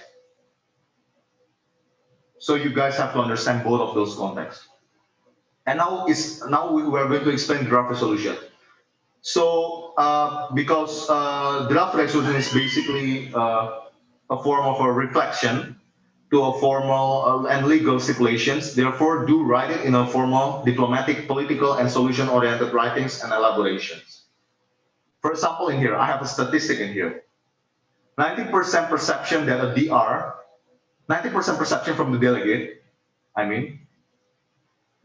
they believe that a DR is a reflection of your blog's power. Because I chair many MUN and I also delegate in many MUN. And there was this time that I chair a committee of Stockholm with 3 different draft resolutions. And the draft resolution with the most neat and comprehensive structure wins the vote, because people put confidence on it. So therefore, in Model UN, especially in UN Organs Council, a DR with less beautiful formatting will give a bad impression compared to the opposing blocks. It projects the power and the capability of your own block. No matter how many member states you are, whether you are getting like 60 allies on your own block, 60 signatories or whatnot, but if your block is not forming a really structured and well-written draft resolution, people from the opposing bloc can easily say, okay, this draft resolution is not worthy to be voted upon because this draft resolution is lax on formatting, this draft resolution cannot convey comprehensive solutions, and this draft resolution projects a bad impression to the multilateral forum in this August Assembly. If people do comment that, maybe it's not going to be like your downfall, but it will be one of the considerations for the chairs to award you, because I chair this committee with 3 power delegates, and there's this 1 power delegate that has at least like 35% plagiarism and also a very bad formatting on their draft resolution. And I managed to cancel this delegate from the best delegate, and I put him or her on the most outstanding delegate, because this shows that this delegate is not a good leader, because a good leader, a good sponsor needs to ensure that their draft resolution has a good structure, their draft resolution has a good stipulations, and also a great formatting, a beautiful formatting, so people can be convinced when they are seeing your draft resolution. And 80% chance that a DR with bad formatting will fail. I am seeing this in my MUN. So I can mention the MUN explicitly. I chair Comfort Man, I chair Ironman Man, I chair Online Distancing Man, the first OD Man, I chair the first OD Man, I chair also in 2019 Veteran Jakarta Man, I chair ICIU International Man, the virtual conference and also the physical conference in February. From those MUN, I was shocked that the DR with a more comprehensive solutions, but with a bad formatting, does not pass, because people does not put confidence. Although the solutions are comprehensive, but the formatting is bad. Yeah, was bad, kind of bad. So that's why that draft resolution does not pass. And you need to also ensure that 40% negotiation portion in a council was done during drafting. So it's related to the second data, where usually even a DR with a good looking format and structure was built by a larger block and acquired the most vote. And somehow in the other case, for example, UNSC, if you're going to the United Nations Security Council, you can see that in United Nations Security Council, veto can happen if your draft resolution is not in a good format, because it's a politically binding draft resolution. If your resolution in United Nations Security Council is not acquiring the best structure that you can make, then other member states might just veto it. So that's why I put the word outside the context of UNSC veto on the slide. So it's a very risky step if you are not paying attention to your DR. And then what is the council drafting characteristic? So technical council, ECOSOC sub-organs like UNDP, UNEP, WMO, UNFCCC, and the others require more technical elaboration. You can see it from here. This draft resolution was from UNEP. I was delegating as the United States of America. I was a signatory in here. And this draft resolution is very technical. Like, as you can see, it is 10 pages long. This is my solution. I adopt the Audited framework, Omnibus Determination Against Deforestation Initiative in the National Governance. That's the best thing that I can find. Framework with the following mechanism. Like, yeah, I emphasize four main mechanisms, but each mechanism has their own technicalities. As you can see, this is the mechanism, the first mechanism. This is the technicalities of the first mechanism. This is the second mechanism. This is the technicalities. This is the third mechanism. This is the technicalities. This is the fourth mechanism. This is the technicalities. So program-based council like UNEP, UNDP will require more onto technical elaboration, like this draft resolution from UNEP. And then low political council like UNGA, with the exception of DISEC, require more on solutions and principle debate. Because council like UNGA subcommittee, except DISEC, except WTO and WHO, they require more onto principle and also less technical solutions on the stipulations. However, they also require good mechanism, but not as technical as the program-based council. And then high political council. Well, we can see here from the draft resolution. I don't know whether I still have it or not, but wait, if I'm not mistaken, there's this draft resolution of UNSC. So as you can see here, okay, this should be UNSC. I think someone changed the heading. So we are talking about Crimea. The resolution is pretty much normative, like in terms of the solutions. But however, the stipulations are political. So that's why wordings and clauses makes that kind of draft resolution fragile. Veto can be thrown during the vote if the P5 perceive the wordings to be harmful to their interests. So these are the characteristics of the council's drafting. And the next is drafting skill. Basically, you need to negotiate for your content. You need to write your clauses, and you need to criticize and be critical towards your own DR.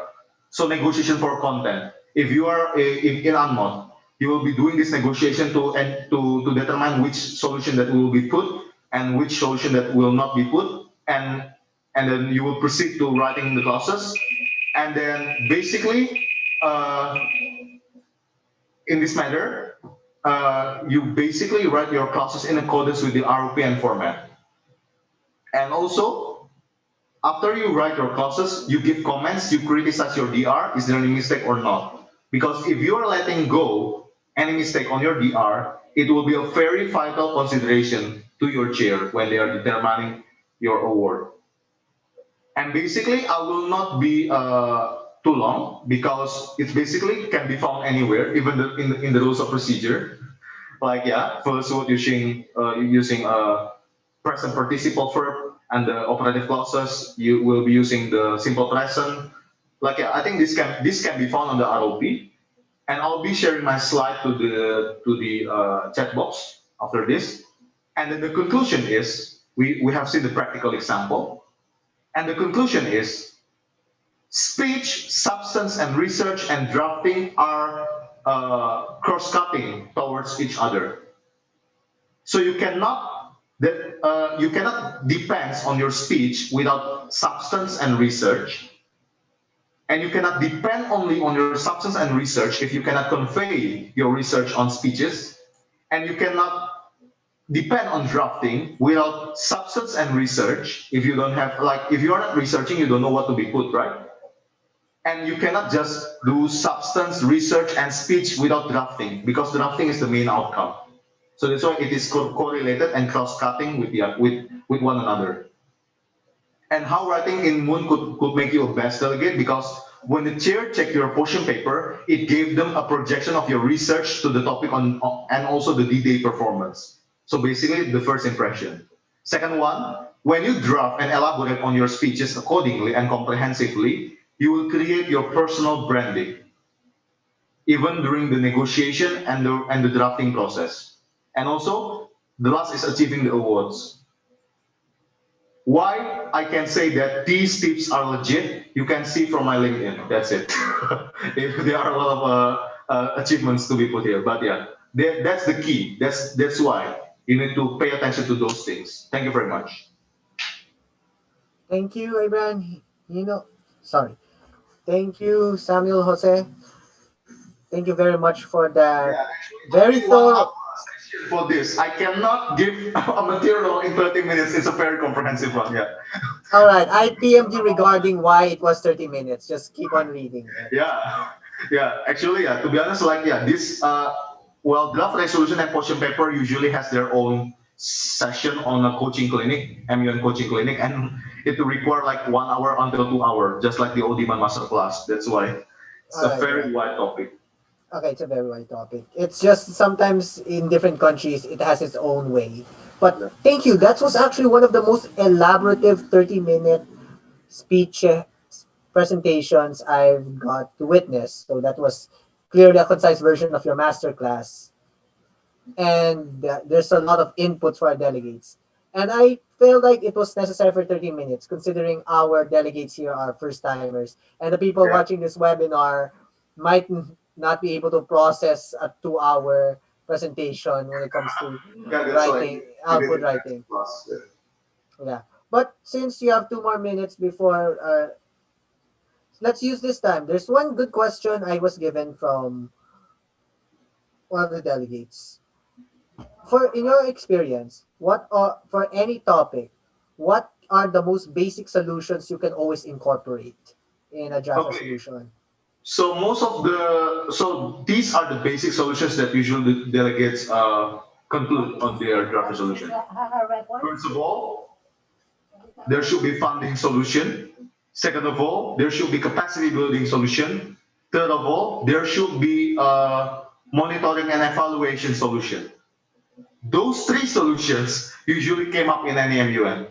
And also collaboration with the private sector. Like I cannot imagine, I can say hundreds of delegates, hundreds of speeches, thousands of speeches in my MUN career for 2 years.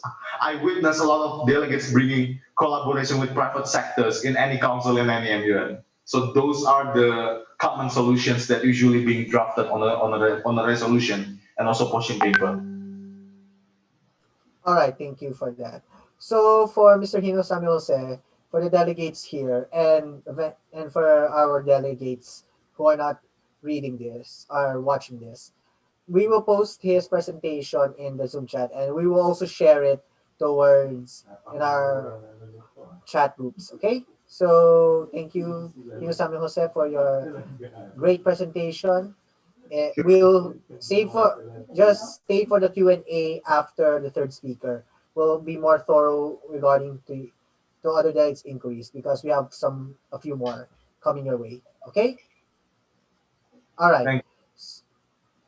Okay. Now we will proceed to our third speaker, Mr. Dhruv. Are you ready for your speech presentation? Absolutely. Am I audible? Yes, you're audible, loud and clear. Thank you so much. So, I'm Dhruv. Wait. Sorry. So, just for a good introduction, Mr. Dhruv Nyadish, sorry, hard to pronounce his last name. No, fine. Is a mooner from India. I met him in Singapore Moon. We were working together in a very long draft resolution, which was infamous for not passing, but also wasn't fine. He was one of the best eloquent speakers I got to meet during Singapore Moon, and I would really love for him to share his form of speech towards the delegates and this webinar as a whole, for those who are not watching and those who will watch after. So Dhruv, you may begin. Thank you so much for that introduction. First of all, we're a bit short on time, so we'll get right into the topic of what my presentation is. Let me just share my... Okay, the sharing is disabled.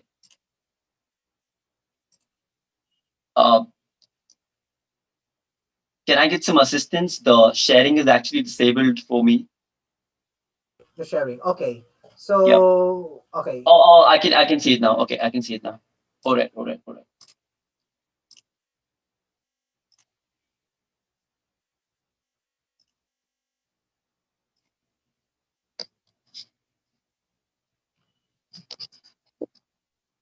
Okay, so I hope you guys can see the presentation properly. Okay, so my topic is going to be on excellent speeches and basic debating pointers, which will probably benefit most of the first-time or MUNs here in the conference. So let's talk about what we want to talk about today itself. So just a second, I have a message from somebody. Okay. So let's talk about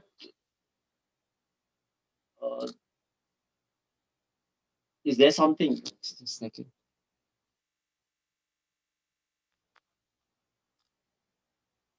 Hello, I'm audible, right?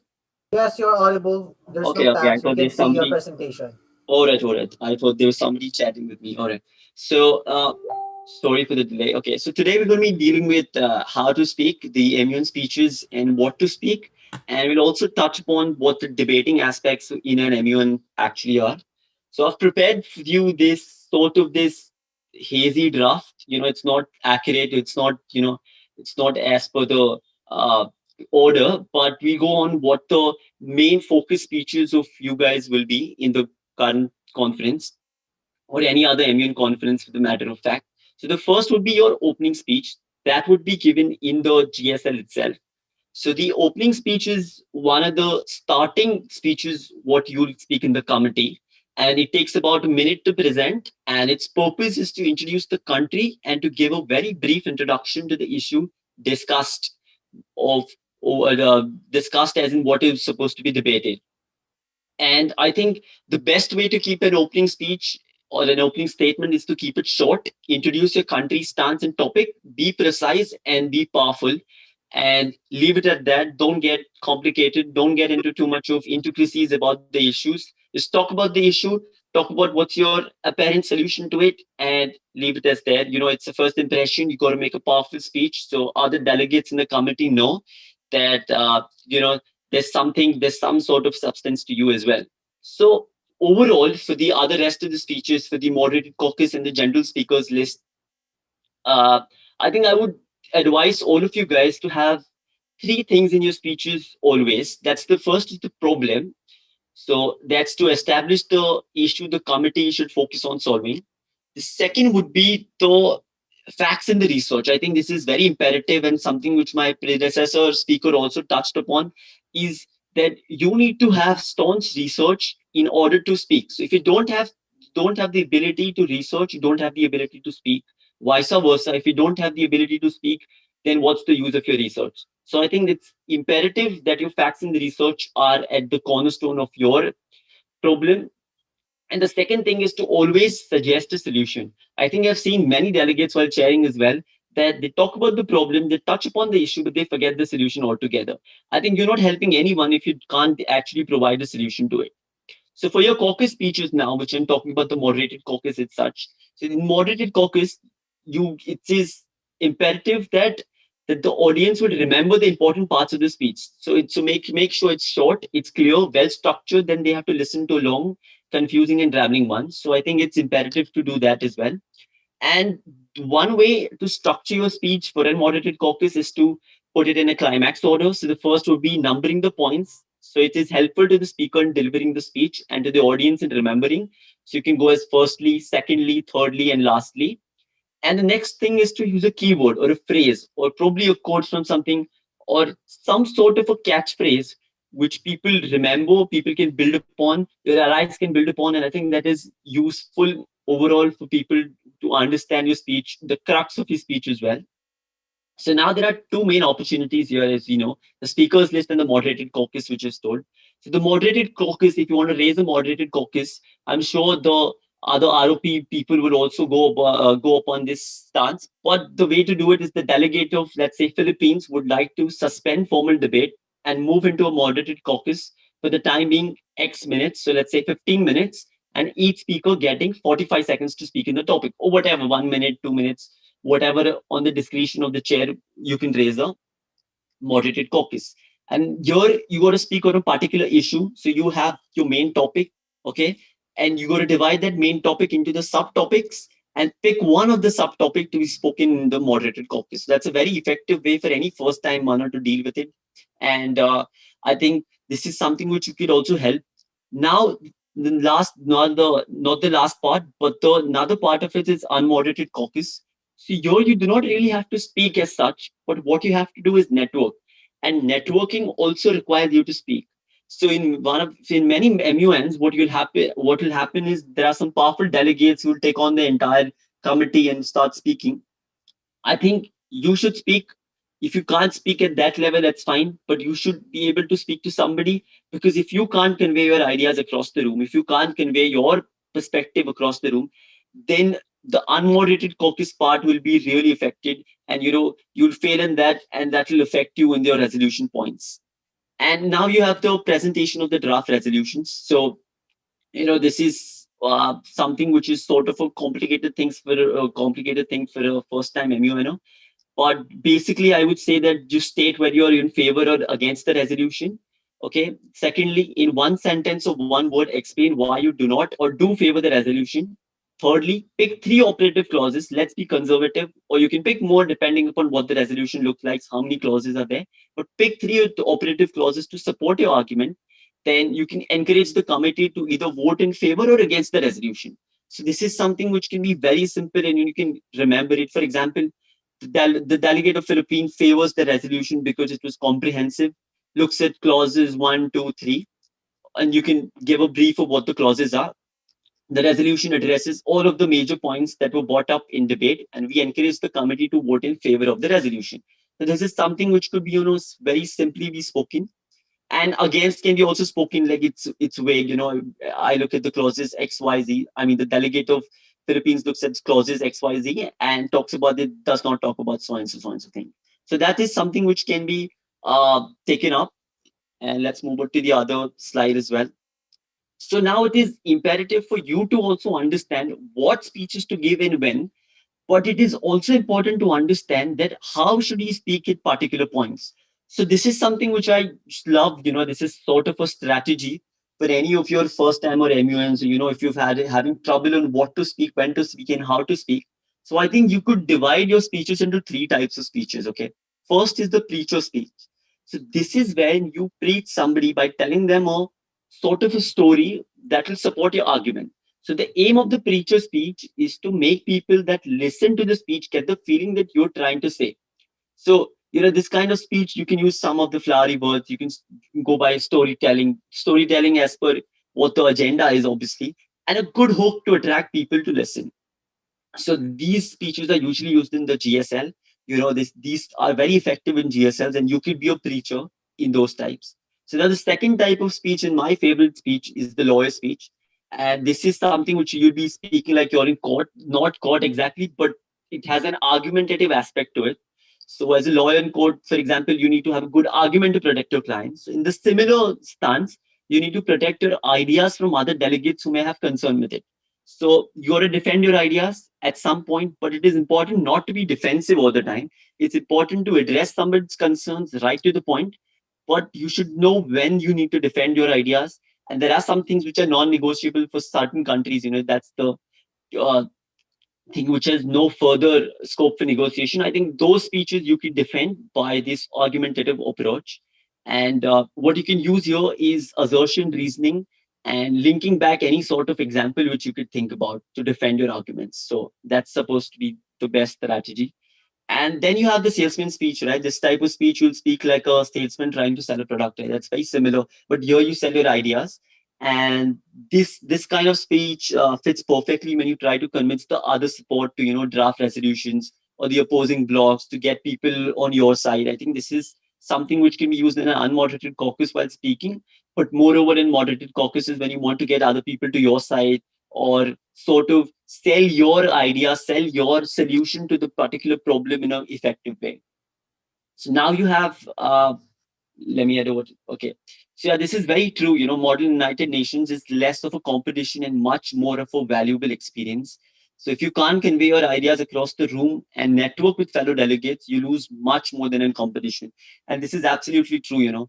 It's not about winning. It's about conveying your ideas. It's about hoping that the solution which you propose is actually what is needed in the committee and others accept it. So, be authentic. You can't be somebody you're not, but on the other hand, you can be the best of yourself. So, and it does not matter if you're soft spoken or you're loud spoken. Passion and commitment and conviction are really critical for delivery, and you can do whether you're soft spoken or not. Any number of delivery styles work. So don't be afraid of someone. If someone's shouting and you cannot shout at its level, that's fine. There are different delivery styles and different people. So be yourself, and I think it is important to be passionate about whatever you're speaking. So now this is something which you could take into account as well. So this is how to structure your speech. This is generally how you can probably structure your speech. This is the CIA method. So it's very easy to remember. It's CIA, right? So the first we can go for the clash. That's when you confront the ideas. That's like two opinions in direct opposition to each other. For example, let's take, okay, yeah, we cannot censor people who incite violence in a country with freedom of speech. That's one clash. The second clash would be, we must censor people to ensure physical safety from those who successfully incite violence. So that would be the opposite of what I said before. So you cannot censor and censor at the same time. So there you have a strong clash. So you got to decide on which side you are, first of all. So pick a side, pick whether you're on pro censorship or against censorship. And in either way, won't be central to the determining the direction of the committee goes, but would be imperative to see how the flow of your speech is. And the second would be the information. I think this is just the important part that you need hard facts to support your case. So you need hard facts, you need proofs, you need some sort of a backing while speaking. So that's supposed to be there. Then you have the action, which is basically sort of a call to action, is a statement designed to give instructions for an immediate response. So in an MUN, this is one of the practical policies to solve the issue you've set up in the clash.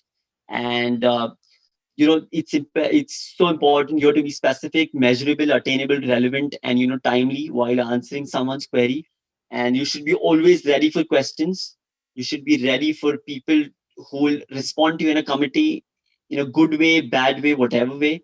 And you have to further on decide what your call to action would be. Would you want to respond to in your speech to something which someone said previously or not? So that's something which you have to keep in mind. Now let's go to the debating part of the overall presentation. So now let's go over some debating pointers as well. So, okay, yeah, first of all, you should not use personal pronouns like you, I, we. Just talk about your country, the delegate. You can refer people to as delegate of Philippines, delegate of Mexico, delegate of USA. And that's the best way. I think even in normal speeches, just don't have the habit of saying you, I, or we, because that will immediately point out to the chair that you're not ready for your speech, something like that. So I think just overall, don't do that. And I think it is also imperative to think of solutions, because when you're debating, I think you don't debate issues, you debate solutions. So you need to think about solutions while debating, because you're obviously so focused on the problem sometimes that people forget that what they have to debate is the solution and not decide what the problem is. So this is something of vital importance to keep in everyone's mind. And also your country's stance, don't go against it. You're debating, that's fine, but don't go against your country's stance or your past actions. So I think that is important as well. So now, yeah, prepare an opener, as I told you before, an opening speech or any other speeches if you want. When you're starting a new agenda, I think just use any quote, statistics, stories. Make sure you've checked them out. They're not from uh, any other websites which you don't want them to. You can refer to certain good websites where you can find good solutions, good statements, good statistics, and then you can frame your speeches. Now, the best way to frame your speeches is not to write them, but to write bullet points for them. Because if you start writing all your speeches, how many speeches are you going to write? There are going to be so many opportunities to speak, and you would just not have enough speeches. So the best way is to listen to others, put the bullet points in, whatever you want to say, put the entire structure of the speech in point, and then go ahead. And then about your speeches are about declaratives. So you declare something to be true. So you're making a point. So when you make a point, the beginning of the sentence is accented up. And I think this is where you make the point. So yeah, you need to know when you're supposed to make a point and when you're supposed to start, because your entire speech cannot just be about introducing a particular solution. It also has to make sense. It has to declare something. It has to declare what you want to say. That's the crux of the entire speech as well. And yeah, this is also important. Like, that's to say one thing. I've shared a lot of Committee is when people have 2 or 3 solutions and they're all contradicting each other. So I think it is imperative that you say one thing and keep it simple. For the first timers especially, you can keep it simple. You don't need to take it too far off and push the debate forward. Obviously, you just don't want to keep circling the debate one time, and show confident body language. So now this is something which probably on the online MUN forum won't work, but I think a bit of hand gestures would make sense, because hand gestures would be visible to people, other people, and that's where you can convey most of your ideas. I think hand gestures are one of the good things to do. The project your voice, obviously, you gotta be projecting your voice properly. We talk about the online aspect of this further as well. And yeah, this is something which is totally true. I think don't speak, inspire. Research is about gathering facts on the topics and your country to represent. But you know, the problem is just we gather information and that doesn't prepare you to succeed in an MUN. So you need to know how to use it and how not to use it, and purpose each piece of information serves and when to use it. So if you want to win awards, you have to do more than research, you have to prepare. Next thing is don't debate, negotiate. So delegates severally think that once various resolutions have been formally introduced, that they should be debating the merits of each, highlights standing and points of loss. That is true, but is obviously there are scopes for negotiation, and I think you should always exploit scopes for negotiation if it is in favor of your country, definitely. And here again, debating is not arguing. It is sort of a negotiation possibility, and it is a possibility where you want to give up something, where you don't want to give up something, and you want to take something in your favor. So I think that is very important to negotiate with other delegates. And don't caucus connect. Caucus seems a bit disorderly with delegates roaming the room trying to find people to work with and shouting in a bunch of ideas, or in an online conference. So the best way is to build teams, and that means caucusing for one or more than just themselves. In order to build a team, you have to do more than caucus. You have to connect with various people, and there are several opportunities you'll have in terms of unmoderated caucuses to also deal with people. Now, yeah, I think this is something, this is some sort of a quote, which I love. And on the left, it's Gary Vee. He's one of my favorite speakers. You can find him out. And he speaks so much to the point. He speaks absolutely absolutely to the point, and he's amazing. So you can check him out. You can check out his speeches. And this quote basically says that, you need to put limits on the range of the debate. I think you just cannot go haywire. You just cannot go speaking forever. And if there's some topic which goes against you, then it's best to avoid it. So, that is something you also want to do. Yeah. And now coming to this aspect, there are several first timers who keep asking me, or there are so many experienced runners in the debate, what do we do? And I think this quote just goes on for it, that hard work does really trump talent. When you first meet or hear about a successful person, it's easy to believe that they must have been born in a possessive or with a fabulous gift. But in reality, there are numerous examples of famous people who've relied on hard work. And I think in an MUN also, if you can practice your speeches, then you can trump any experienced debate easily. And if you think you aren't good the first time, just try again. You keep on trying and you'll get it. That's definitive. Now we come to things to remember for an online conference. So, since this is an online conference, I think it is important that you address few of your technical issues with the mic, with the video aspect, or anything if you want to share your screen. Now, the audio issues are also something which you should address, because every mic is different. And I think you should test it out, because voice modulation is an effective technique to grab people's attention. But really, that might not make sense in an online MUN if your mic is just not good enough. So I think it is important to test your mic before on what's the pitch level and what to do. And I think the background noise is something which you can take care of, definitely.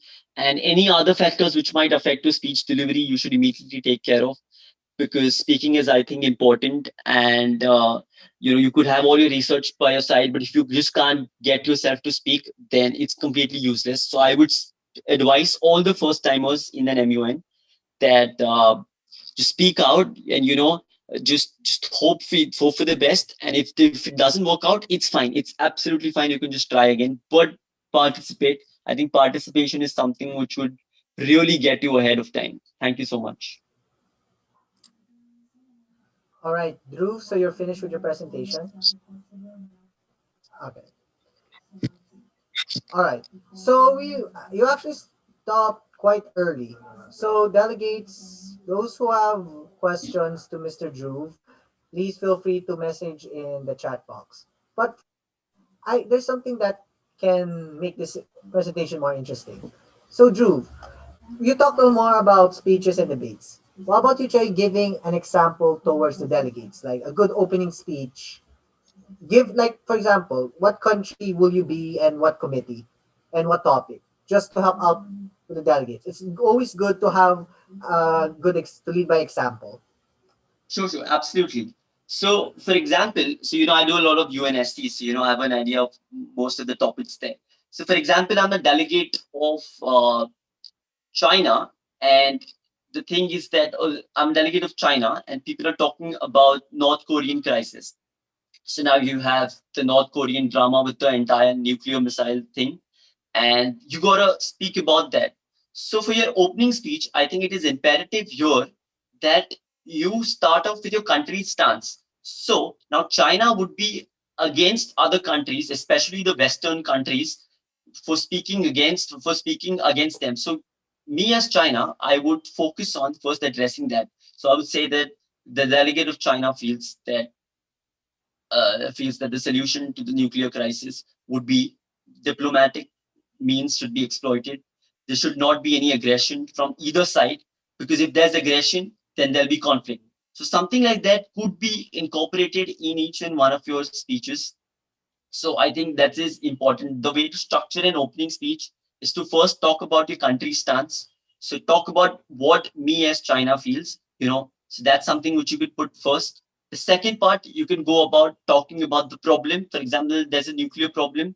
Then what's my country's stance? What has China done? You find out, you research, and then you speak about, for example, China feels that the allegation towards the People's Republic of China, for example, is unwarranted, and there's a diplomatic means to solve. And the People's Republic of China has been trying to resolve the crisis for a long period of time, and it has been so successful by doing it. So you take credit. If I'm placed on an off-sided way for the speaking, I'll probably take credit for something which I've done, something which I've not done. But moreoverly, I'll shift the opening speech to my side. I'll put it in such a way where I put it that, okay, I've been trying to do the best job ever. And, China is the best country. In my mind, since I'm a delegate of China, I would be, oh, China is the best country. We've not done anything wrong. So it's important to go over that aspect. And that's it. I mean, just keep it short. You have a particular issue of nuclear crisis. You talk about it and you end it. And for any new manner, I think the best is to write your opening speech. The reason is many of the new manners get very nervous while speaking for their first speech. So I think just sort of write it, write the first sentence, probably put some bullet points, and that will immensely benefit you in all aspects. And I think I've already touched over few of the aspects of how you can propose a speech. That is the problem, facts, research, and solution. So for overall speeches, you could incorporate that three. The problem, then you talk about the facts and the research which you have to back up your claim, and lastly, the solution. So yeah, that's it. All right, that's a good example. How about this? When it comes towards debating, so remember in certain instances, for example, your Security Council in your China, let's say we're talking about persecutions of, let's say, Muslim minorities in the Xinjiang.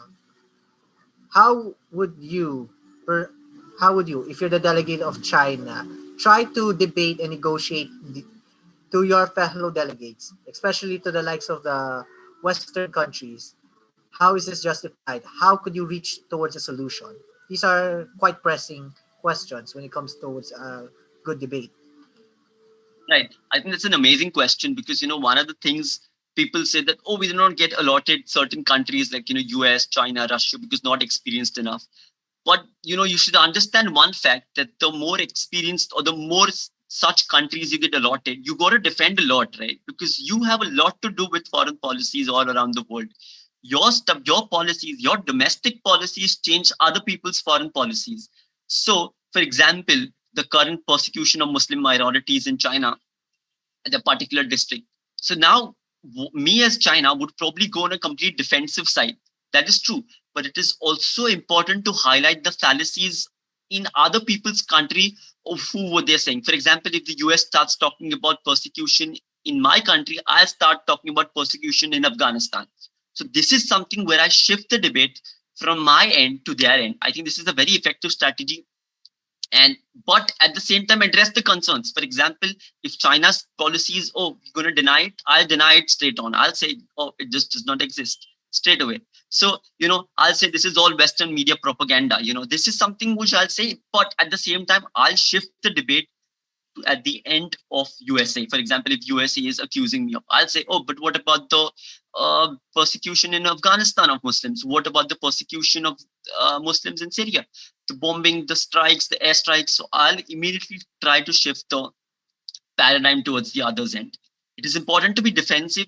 I'll not give away my country's stance in no manner of what. Keep your own personal opinions aside. I think it is important you get that bias out of the way. Just say what your country said. So that for this reason, only you got to know your country's own policy. You got to know what your country has done, what is it doing, and how has it responded to certain allegations in the international sphere.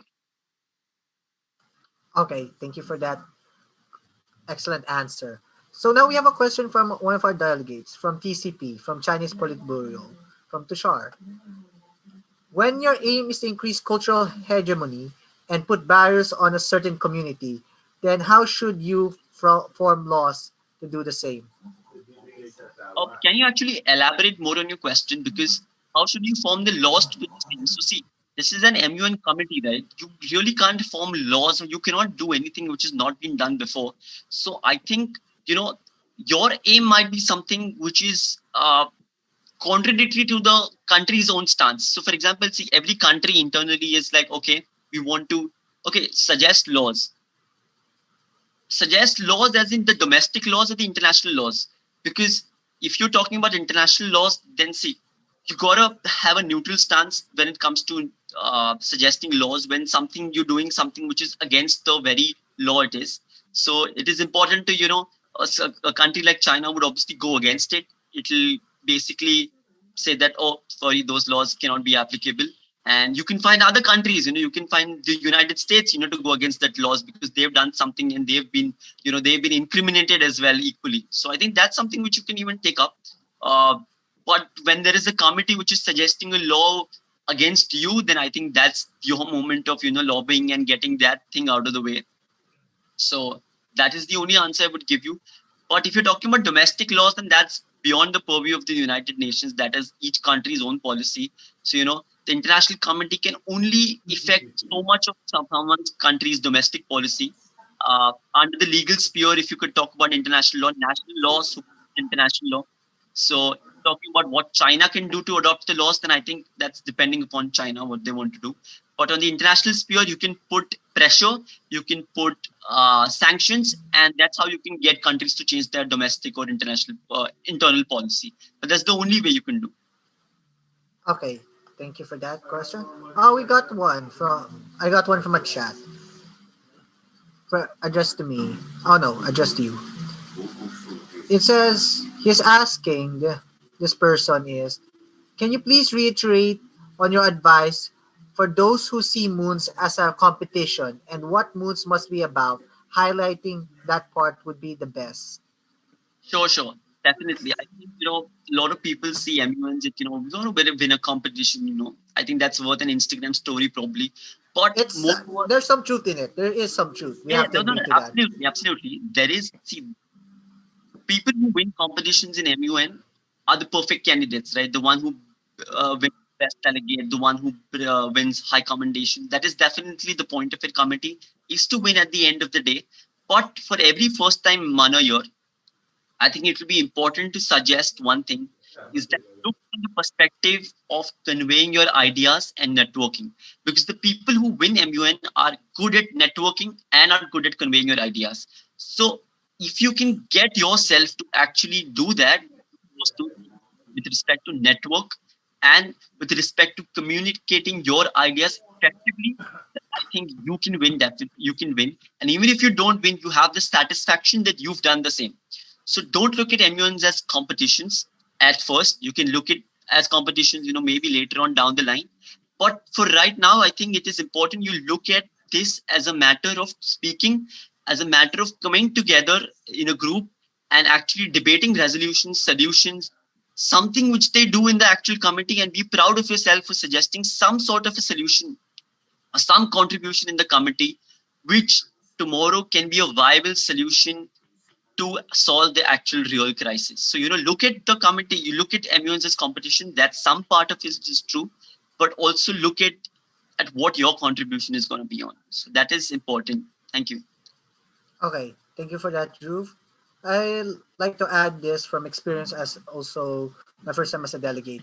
Yes, competition really gets intense once you keep doing moons, especially your environment. If you're with so many good mooners, they can make you want to do better and aim for the awards. But for first timers, majority I've seen just came here for the networking, came here to learn, and there's nothing inherently wrong about that. It's just for the fun of it. But yeah, some people have their own motives for moons. Right. Some very selfless, some more selfish than the others. But but whether we like it or not, moon does spur growth. It makes us grow as people, whatever our intentions are. So there is another question uh, for Mr. Doof. Okay, so when it comes to speeches, how do you deal with, let's say, an impromptu speech? Like, for example, your USA, you have the topic in the UNGA is about global warming, and you were called out without you even in the GSL because you didn't even speak yet at that point, and you didn't plan on speaking. So how can you ace an excellent speech knowing one, you weren't called, and two, it's really against your foreign policy to lobby something about addressing global warming? How do you deal with that? Right. I think impromptu speeches is something which I addressed, which is known as call to action. I think the way to do it is actually listen when other people are speaking, what the topic is going on, what the thing is. You got to listen, first of all. So listening is very important. So you listen what the topic is going on, what the contradiction is, and you write it down. You scribble it down. If you're a first time MUN, if you have trouble actually remembering something, so you write it down, okay, and then you frame your speech the same way I had told you before. So, for example, you've been accused of producing X quantities of carbon monoxide, or your carbon footprint is way higher than what it is actually. So the best way is to first address it. So you counter. So this is something which is the debating style itself. So you counter what the other person has said. Secondly, you back it up with your facts, your research. And thirdly, now you have a choice. Either you can put it back to the person, you can give it back to the person. That's sort of a sarcastical reply or a reply which could go against what he said in the initial stance. But what you could also do is further explain why you think that isn't true. So that is something which you have to deal with. And when it comes to impromptu speeches and when you've been called out in the committee, I think the best way here is to actually first address what the person has said. So you directly go on a counter, or you support it with whatever you want to go. And then you go on to the main part, that is your research, and then you can explain it further. You can keep it very short. You could just have 3 steps. You don't need to go on speaking for a long period of time. Just put the 3 steps, counter. Second, back it up with your research or whatever statistics you have. And third, about either go on a further counter to him, or you can oppose what he said and put a sarcastical reply to him, or you could just go on speaking more whatever thing you deem fit. All right, that was a good answer. Here's a question for me personally, for the delegates. in case for, let's say, you made an excellent speech, you made excellent debate, you try to do research. However, for a, on a rare instance, you got your research wrong, to which case there were a delegate points it out. How do you find a way to come around it? Right. So, this is something which happens to, I think, everyone. Yes. The ones, probably the experienced manners also get few things wrong because they've read it something out of a website which is maybe not authenticated, or which probably misquoted some figure or something like that. I think if it's too obvious, if it's something which is, if you just say, the capital of India is Mumbai, if you just make a honest mistake, I think it is important, you correct it. You just say, I sincerely apologize. I meant so and so. But if what you had said if you said it as an opinion, and if you've not quoted it as a fact, so if you've quoted something as a fact, but if you say, I think that the capital of India is Mumbai. So if you think from that perspective, then you can say, okay, that's my opinion. But if you're asserting something, if you're asserting like, okay, the capital of India is Mumbai, so then I think it is best to sort of apologize in the very first instance. But so now what you can do is, the way to avoid embarrassment is to further speak on it.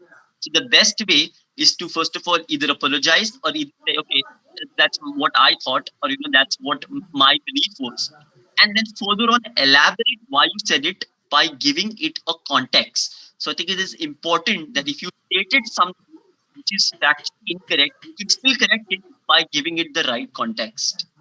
You can say that the capital of India is not Mumbai, but it's what I meant was it's the financial capital of India. So this is the way you can give a bit context to something, and you can change the entire story. Okay. Well, how about you give it if regards of policy example? Like say let's say I'm the delegate of Australia. I talk about promoting global warming. I mean, promoting defense against global warming, reducing carbon taxes. However, I made the very bad research in looking into Australia's carbon emissions contribution, and it turns out Australia is a big time contributor and is responsible to a lot of forest fires within its own country, within its own territory. So, if a delegate has pointed it out, how would I be able to defend against it without looking like a big hypocrite? Right. I think the way, again, it's the same way, the best way is to give context, saying, oh, but Australia is committed to reducing the carbon footprint by 2025. And the commitment has not only been shown on paper, but actually in reality as well. We've reduced our carbon emissions from electrical power plants. We've started incorporating solar power energy. And you could actually give it further context by quoting few of the facts of what Australia has done. For example, they've switched from electric generators to solar generators. They've installed X amount of watts of wind energy.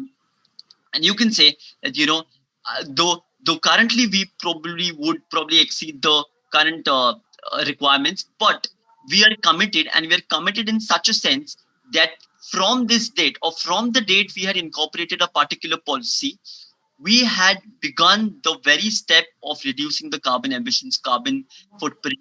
And the way you can focus on it is by actually giving it a context itself. So if you actually give context to anything, for example, even the carbon emissions, if you can support by saying, okay, but we have a policy, and we've converted so many households from electric to solar, we've done so much for wind power energy, then you can immediately shift the burden of proof to the other person again. So I think it is first to dispel the burden of proof. If someone has told you, okay, this is a fact, but that fact is wrong, it's fine.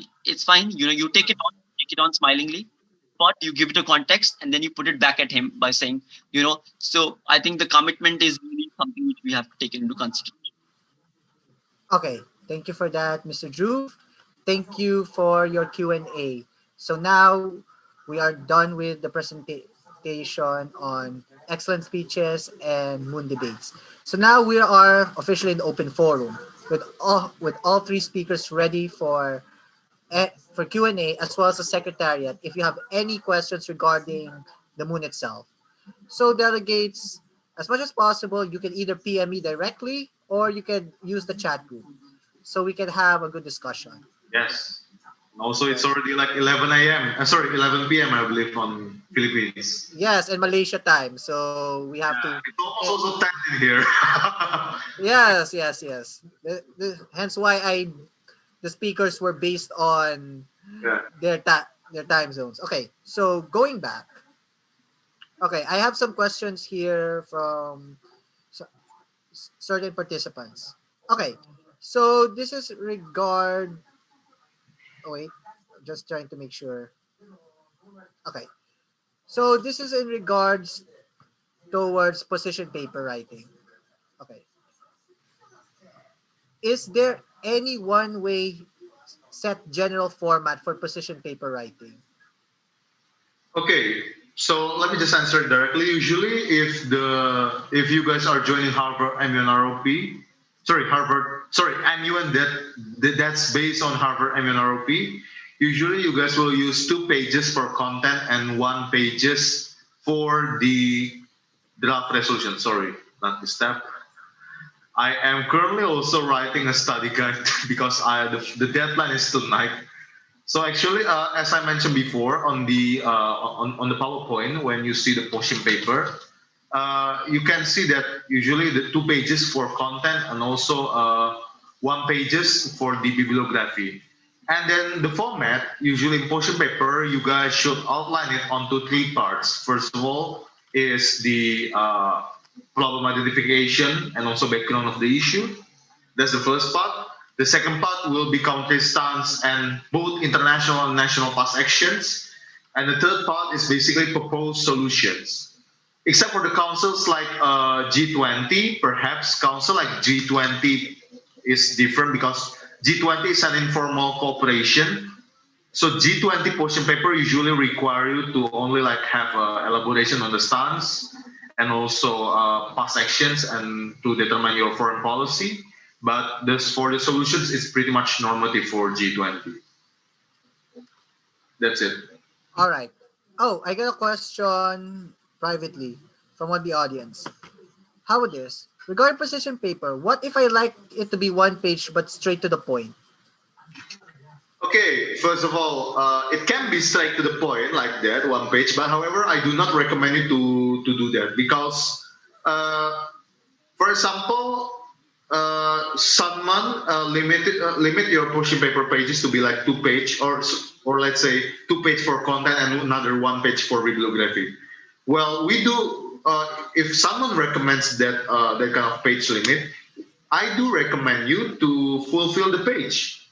Don't just leave it on 1 page only because first of all, as I mentioned before, there are a lot of things to be elaborated from the national and also the international past actions. And if you are going to the straight point, like even if you go straightforwardly, I'm sure that it's going to be more than 1 page. I'm not gonna lie to you. There's no single bloody portion paper. Sorry to use the word bloody. There's no single portion paper in this planet in 1 page that could contain all comprehensive solutions, counter stance, and key problems. It's impossible. Although, except if you use Times New Roman, spacing is 1, and then the font size is 7 or 6. You can do that, but I believe it's impossible. Yeah, I also believe in that too. Yeah. Anyone wants to add in this discussion? One of the speakers? Yeah, even the Bible itself, the Holy Bible itself, like it's not concise. So you guys should understand that it's a very legal stipulation. It's a very comprehensive stipulation. Okay. I'll just add that when it comes to chairing myself and being a delegate, in the Philippines, we are just 1 page only. So we try to make it as concise as possible because in the Philippines, we follow National Moon format, the one in New York. So we also do not want to make it as lengthy. Because a diplomat of an Indonesian diplomat told me that his question paper to the UNGA meeting is like 7 out of 10 pages. So yeah. Yeah. Usually the real question paper consists of more than 6 until 7 pages. Okay. Wait, let me check the questions here. Okay, I have a question again from the audience. This is regarding draft resolutions. Is it usually advisable to go 7 to 10 pages worth of DR for discussions to Okay, help win? I think Yongcheng chair UNCSW and he has a lot of the delegates. Yongcheng, would you like to testify on this? Can you ask the question again, Nicholas? All right, I'll ask again, Yongcheng. Is it advisable for a delegate, from what I've got, to make a 7 to 10 page draft resolution as a way to winning the committee? I thought 7 to 10 draft resolution. Well, 10 7 pages. to 10 pages. 7 to 10 pages. 10 pages. To be honest, I think it's too long. Because number one, most of the reading time is not that long, and during the conference, most delegates would not have the patience to read every single page to them and then interpret for so much. So for me personally, I think the best one should be between 5 to 7. 10 for me, I think it's too much. I have an example. You see this draft resolution, it's a UNDP draft resolution from Jakarta, Man. It's 15 pages. Nothing is impossible. But yeah, as Yongcheng mentioned before, usually it's that's still sensible, but in here we go 15 pages. Like you can see the solutions here. Like it's a very comprehensive one. Yeah, It's not bad. It's not bad. It doesn't look bad. Yeah, but it's very. Yeah.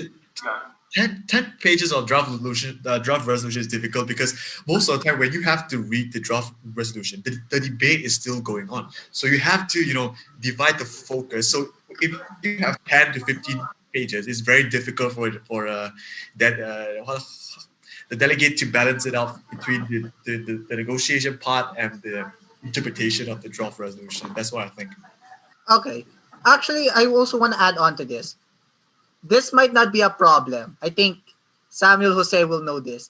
If it's a unified committee, this would not be a problem because I spearheaded a 10-page draft resolution where everyone agreed on. But usually, the more pages you have on your draft resolution, there will be two root causes. First of all, probably your council consists of many power delegates, many experienced delegates. That's why it's more than 10.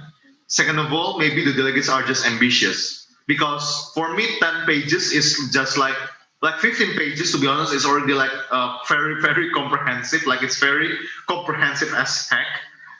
And it could compete the number of the pages from the chapter of Mark and Luke and John, perhaps in the Holy Bible. And I do recommend you guys, if you guys are first-timer council, keep it less than 10.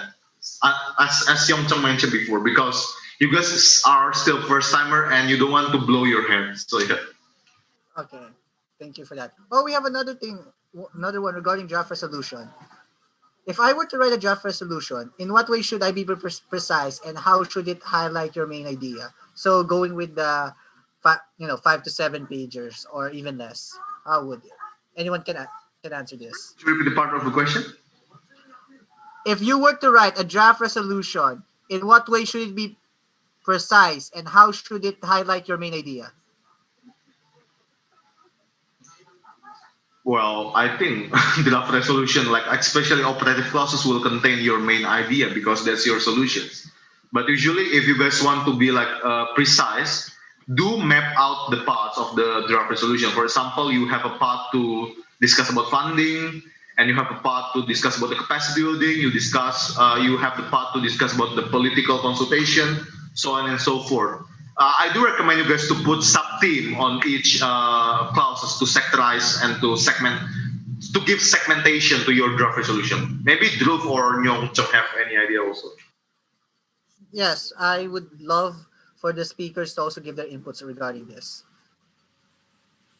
Well, draft resolution, I think how you frame the wording is very important because I've once did my second month where the opposing bloc, just because they used the word shall, S-H-A-L-L, and I used that word to attack them, saying that the implication of the draft resolution does not confer an intention for countries to build a real enforcement. That's a flawed justification anyway.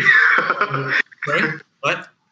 It's a very flowery justification. If I were opposing you that time, I will be like I'll be slashing the argument again. Oh my god. I attacked the opposing bloc saying that there's no real enforcement mechanism in that resolution, and because of that, the vote lean on to the draft resolution that South Sudan sponsors. So I think to really frame draft resolution, I think depends on the context, because like what Samuel interpreted, the three different councils, some are normative, some are low political. If it's low political, it's okay to draft out general statements with not much enforcement mechanism there. But if you're in councils such as WHO, those kind of, then you have to switch your writing style in terms of the substance of the draft resolution. It depends on context. Okay, how about you, Drew? Yeah, I think it really depends upon what committee are you in and what type of committee are you in for the resolution.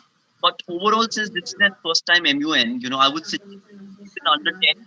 And the way to keep it precise is, I think, to keep it short.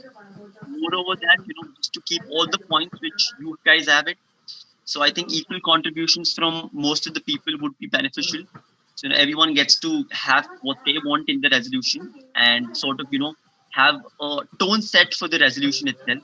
So would be much easier to deal with aspects. So I think moreover, I think you have great chairs, so I think the chairs will be more than happy, to assist you in what type of draft resolutions do they want. So I think it is even good to even ask the chairs, what do they expect from the committee, because I think they'll be the better judge of the committee as to what the committee is heading towards. So I think your chairs will also assist you in setting what they expect from you in the MUN as well. Okay, thank you for that. Oh, here's something a delegate once asked. Throughout the speeches, the speakers have been talking about procedures during traditional committees. How about cases of specialized committees? Let's say, for example, a crisis committee, considering it's a structure not very many delegates can be very familiar of. For all three of you, what are the best advice to handle this kind of committee? Anyone can speak. Okay. So maybe from me first, maybe I'll just recommend you one thing, because this is very important. You need to balance your backroom and front room performance, because in a crisis committee, you are like in a crisis committee, you are demanded to be resilient. You are demanded to be agile. So therefore, you need to balance your directive performance and also debate performance. And you have to draft directive and also debate and research onto your speeches at the same time. So that's why the key is resilient. You need to be resilient, you need to be flexible, you need to be adaptive, because maybe there's this phrase coming from a movie, I forgot, like adapt, improvise, I forgot the third one. Overcome. Yeah, thank you very much. Yeah. And man versus wild, is it? That's the key, basically, because you cannot just solely depend on your debate if you are not contributing to a directive, because your debate in a crisis committee will be shaped from your directive implementation. That's from me. Well, for this question, I don't think I have to in the position to say it right now, because so far I have not joined a crisis committee yet. So I'll give it to Mr. Drew. Yeah, absolutely. I think I agree with what Jyoti said. That it's so important here to be a multitasker. You should be able to debate, research, and understand the crisis. How has it come? So I think this is the crisis committee part of the entire Model United Nation is dependent upon your ability to think and speak effectively. So it's the speed which really matters, but more than that, the crux and the points which you could actually put on, that also substantially matters. So as a chair, I think what they might expect from you in a crisis committee is how effective you are and how efficient you are. So for the first time MUNs especially, I think if you have your research game strong, if you have your research game just kept in good as a cornerstone, then I think you'll be better equipped to deal with any crisis which comes forward in your committee. And it is also important to put problem solving into the picture. Because what is a crisis? Crisis committee is basically problem solving. So it's similar to those questions, these open-ended questions in your question paper, right? Which you just don't know what they're going to come, but they eventually come, and they're sort of high-order thinking skill questions. In a similar manner, the only thing you got to solve is the problem. So it's a problem solving, and that really depends upon what your intellect is to some extent, but also to what your background is, what your country is, and how well you research. So if you have good research skills, or if you've decently put some work into researching, and if you're clear with what your country's stance is, you could just quickly find out what your country's stance is. That will be also fine. But then that is where speed matters. So I think if you're good at problem solving, you'll be great in a crisis committee. All right. There's some. Our USG of Delegate Affairs has a question. Mariela, do you have a question to ask to the speakers? Oh, none. All right. Let's proceed with the other questions. Okay. This is for all three speakers. All right. When it comes to research, what are the best tips for a research binder? As in, that is not overtly too much and not too short. Because sometimes from experience, some delegates can make this amount of research and less than 2 pages can be only used. What is the best tip for it? Well, I printed 300 pages for my research. I cannot really concur with the question, but maybe perhaps the other speaker. But I do believe that it depends on how do you efficiently use your research binder, because every MUN, every offline in-person MUN, for example, IMUN 2019. So Yongcheng is on UN, I forgot, UNFT, or sorry, I forgot your council's complete name, but I was in Interpol. Yeah. Trust Fund. Yeah. Yes. Yeah. So I printed 400 pages of research because I believe that, okay, I already paid like $500 to this MUN. Let's just make it count. So I do print a lot of pages. I do print 400 pages. It cost me like $35 to print all of them. And then I managed to utilize at least, I can say, more than 200 pages of them, because half of them. So yeah, half of them, because sometimes whenever a delegate are giving speech, like they're giving their points, right? If you are getting inspired by them, you can take a look at the supporting evidence that you could improvise to be a new points from your own arguments. So therefore, I believe the more pages you bring, it's also good. But also please remember that you should not print like unnecessary one. Print the necessary one only. But the matter is, I always print like more than 200 pages for everyone, and that's very, very important for me, because I always bring awards from the MUN, because I work hard and I research hard, the damn hard, until I get old. So that's why, yeah, it matters, and yeah, you should be effective on your research. Okay. All right. Wow, that's actually very dedicated. That much research. I can't imagine any other delegate doing that. My rival in MUNs at best did 40 pages, and it was for a topic that wasn't even discussed in a committee. That was so sad. Trust me. If you ask Yongcheng, IMUN contains a lot of delegates, a lot of speeches, and you have to be like improvising a lot of points.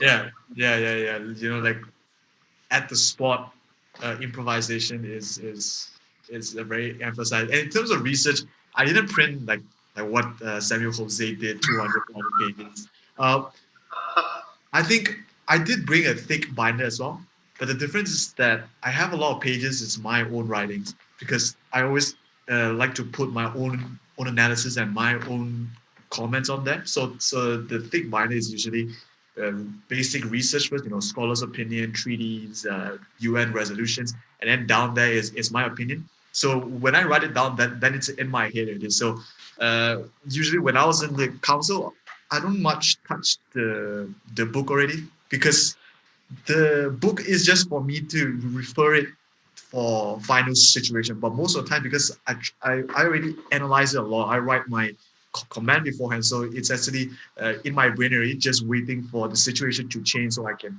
react, and not just react at first, but after that able to take control of the new dynamic. So I think that's my style. Dhruv? Yep. And what do I think is, like, obviously Samuel is one of the exceptional candidates here, brings a lot of pages, and one of those people, oh, you want proof, there you go, take it. But like, overall, I think what you would probably divide it is, there are some information which you can memorize, and there is some information you can't memorize. For example, statistical information, geographical maps, or some sort of data. I think those things you can bring along with you. And there are some things you could memorize. For example, what your country's policy is. Overall, you can probably memorize it. So it really depends upon what person are you and what do you want to do with the research in the committee. Because if you're going to use the research to give your speeches, then it's going to be a bit tricky, because you've got to sit and find all the information, and that's not going to be consolidated. So I think what would help you here is just divide your information, divide your research into what things you can remember, what things you cannot remember, and bring them along with you. And I think just be, for your first time MUNs, you can be chill with it. It's an online MUN, so as Samuel said, you can have multiple tabs open, but not too many tabs open, because then you'll crash your computer, because you need some RAM for the Zoom as well. But I think that it really depends upon who you are as a person and what do you want to bring. But yeah, and as what Yong also said, that make your own notes as well. Just not advisable to print just everything off the internet. It is important. You could also use maybe flowcharts. Yeah, I think flowcharts would be a viable technique to solve certain tricky situations where you just don't know what to do. And just keep it concise, for now at least. And it's an online MUN. You can have multiple tabs open, maybe 2 devices open, who knows? But you can do a lot of stuff. Yep. Yeah, because offline Moon. So the reason why I print 100 of pages, because I do acknowledge that the offline in-person conference before the pandemic, before the COVID-19 shits happened, like we cannot open electronic gadgets during moderated focus. That's the ROP. Yes, that's why I do print a lot, so I can cite a lot of data.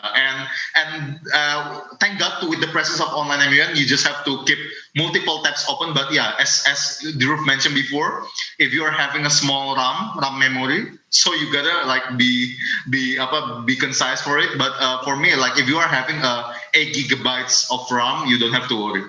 Yeah, and I think the other way you could do is compile the information in Google Docs. So it's very easy for you to find. So Google Docs is your best friend for an online MUN. You just type the information /Google Docs. It just turns up. You don't got to search anything. It's very easy. I think for research, I have another point to add. I think effective research for delegates is not just of how much you know about a certain topic, but I think there's one mindset that's very important, that is synthetic thinking. It's that you have different sources of information, but you're able to evaluate the sources, you analyze the trends lying below this kind of information, and then you combine it together, identify similarities between different sources of information, you combine together, and you form your own analysis or your own opinion on it. I think that's that's the highest form of thinking that you will have from researching source. So if let's say in the offline and online conference is the same. No matter how much you research, the most important part is just not to know your stuff, but also after knowing, try to achieve the stage where you start to think of your own style, and that makes you more innovative compared to your peers, because you not only accumulate the information, you're able to synthesize into one new source of a direction. So you will be very unique in the council, and even though award is not the main priority, but I think that award will come to you naturally. Yeah. I would also want to add here, this is something, when it comes to doing research, Binder, first and foremost, from my advice and experience as a delegate, your position paper is the consolidation of all your hard research. Basically, if everything of all research fails, go to your position paper. It has your policy, it has your stance, it has the international actions of the topic, and then and most importantly, it has your thorough solutions, which you can really break down on and build upon it. For example, I think four times in a row, I had to rely on my position paper as my main source of research. It's just 2 pages. Fortunately, all 4 of those won best position paper, and I was able to construct good, well-made resolutions from them. Though half of them failed because of backstabbing, unfortunately. But in any case, this is just how I do things. For added research, I really do take notes. As in, I have my own notebook. I really write it down because typing it or copy pasting is not enough. It has to be ingrained in your head. Sometimes you don't even need a research binder. As long as it is ingrained in your head from thorough research, from thorough writing, muscle memory, it'll be easier for you. If you can translate it to your speeches better. Also, it saves you so much time in printing and wasting money for like what, let's say 400 pages. Sorry, I just cannot imagine myself doing 400 pages. If it's just to win. I don't always print 400 pages. So in this, I only print like 150 pages, but still. So I have this kind of a holy book. Oh my God, the green screen is, okay, this is the book. So it contains a lot of information from, okay, this is the green screen is blocking my book. So I always bring 2 small notebooks, which is a key to my research because the documents that I print is basically for me to gather the data, but my speeches will be written on that book. So as Yong-sung mentioned before, it's not a matter of quantity, but it's the quality. Because the awards will come to you, but make sure if you want the awards to come to you, make yourself worthy so the awards can come to you. Yeah. That's it. I think the wrong mindset that most delegates have is that they treat MUN like what Dhruv said. Don't treat MUN as a competition. If you go there just to go for best delegate, your performance will be affected because you won't too diplomatic about it. You'll be more selfish because you just want to get attention from the chair. I remember, I don't know if Nicholas remember. I remember that. 2.0, right? Yeah, that was the example where one that joins MUN just for competition's sake. And if in my opinion, that becomes too intrusive, that it completely deviates from the art of diplomacy. So the award should be something that you deserve it, not something that you really fight for it just for that one purpose. All right. So one of the other aspects is one of the main aspects is for your research, which is for overall, thinking of what you want to research, something like that, is you can actually listen. You can listen to other delegates and actually gain a lot of information. So I think it's important that you don't start fidgeting with your gadgets or with your phone, but actually listen, because all the information available is already being spoken by somebody or somebody of the other person, some experienced delegate is speaking the information. You can derive that information, put it in context, and then give it back. So I think listening is the important skill you probably would need for just normal conversations in general, but also MUNs as well. I think listening is the key. Yeah, listening. It's very important. It can really make it or break it when it comes towards debate or negotiation in getting teammates. All right. So we actually overextended our time, but I could say that this was a very good discussion for all 3 speakers and sharing their Moon experiences. So this ends our webinar series, and I hope for the delegates here that are still remaining, there's only so few, some haven't changed even their names, but hopefully our viewers from our YouTube live stream and the next set of viewers who will watch this recorded video, since we're also in record, will learn a lot from this. For all 3 speakers, thank you so much for sharing. We learned a lot. Expect your certificates to be submitted to you within next week, okay? So without further ado, let's have our photo, as in our group photo for this. Yes, a good photo. So everyone, so please can meet in real offline Moon, yeah? Yes. Oh, definitely. Definitely. So for everyone here, please show your video. Please, come on. It won't be it's not as entertaining. Come Yeah. on. For those who've been in moons before, you should expect this. Expect this By a the lot way, in online moons. I'll be joining Sapphire Moon, I guess, as a delegate. Maybe I'm too old to delegate like again, but No. Join. All right. Oh, Drew, please send your, PowerPoint in the chat. Oh, yeah. Sure. All right. Looks like our USC technology cannot show his face. Oh well, it's his loss. Anmol, last chance. yeah. And Banzuela, please inform us, for the chair recruitment offline moon in Philippines in 2021, so we can come to Philippines, perhaps fly there. We look forward to your sponsorship on our flight ticket. So sponsorship, please. Say Every more. sponsorship. No. I'll see if I'm still gonna organize a big moon. No, you don't retire, right? You are not going to retire, so I believe on you. I'm not gonna retire anytime soon. I haven't went to Harvard World Moon. I still have the Olympics It's to going join. to be online anyway. Yeah. Oh, I was really sad. All that for an offline moon. I mean online moon. Now I have to wait till 2022 before I can even make a proper retirement. I said to myself, no Olympics, no retirement. My God, you're too old already. Luckily, I'm still 22. Next, in 2 years. I know your age, dude. Okay, going back.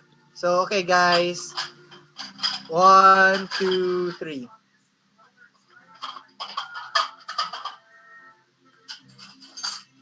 Okay, yeah, there we go. We're done. Right. It's almost midnight. Jesus. It's in the Philippines, yes. Drew, where's your PowerPoint? Yeah, give me a second. All right. So yes, thank you again. You can already log out. You can also leave the chat. Yeah. See you guys in offline, Yongchang and Banzuela and Mr. Groove. And Thank you so much. Thank you so much. This Yeah, it's good to know you, Drew. It's good to know you. Same to you guys. It's nice to see old friends. I'll put the presentation, or I'll DM you the presentation link. Probably on your Instagram. So that would work as well. But just give me a second because it will just take me a second to upload actually. Hey, by the way, Dhruv, are you from Singapore or India? No, I'm from India. I live in Mumbai. And I'm a law student currently, finally a law student. So even I'm too old for money, 21, You should do mood thing then, mood court, yeah? I do a lot of mood courts actually. A lot of mood courts. I love mood courts. I cannot do mood courts. Like they prohibit non-law students to do mood courts. I cannot. So I'm just doing man and modelation. Absolutely. Even I'm too old for money. 21, we should definitely catch up. Court, yeah? Thank you so much, Nicholas. Put us all together, and this I love something which your entire team put up. So like they kudos to your entire team. You guys have done a I great job, cannot. and I'm sure the immune will be a success as well. Yes, thank you for that. As in, Yeah. I do a lot of was mood courts actually. a A lot of good mood project courts. for not I love only mood for- courts. but for the Do rest mood of the- courts. It's something Like we wanna they contribute prohibit non-law towards students to do mood courts. I cannot. pandemic to So help I'm just doing man and mitigate it. modelation. And what better way is to do what we Same, love? Model UN. That's definitely there. Better We should definitely diplomacy. catch up. Diplomat, yeah?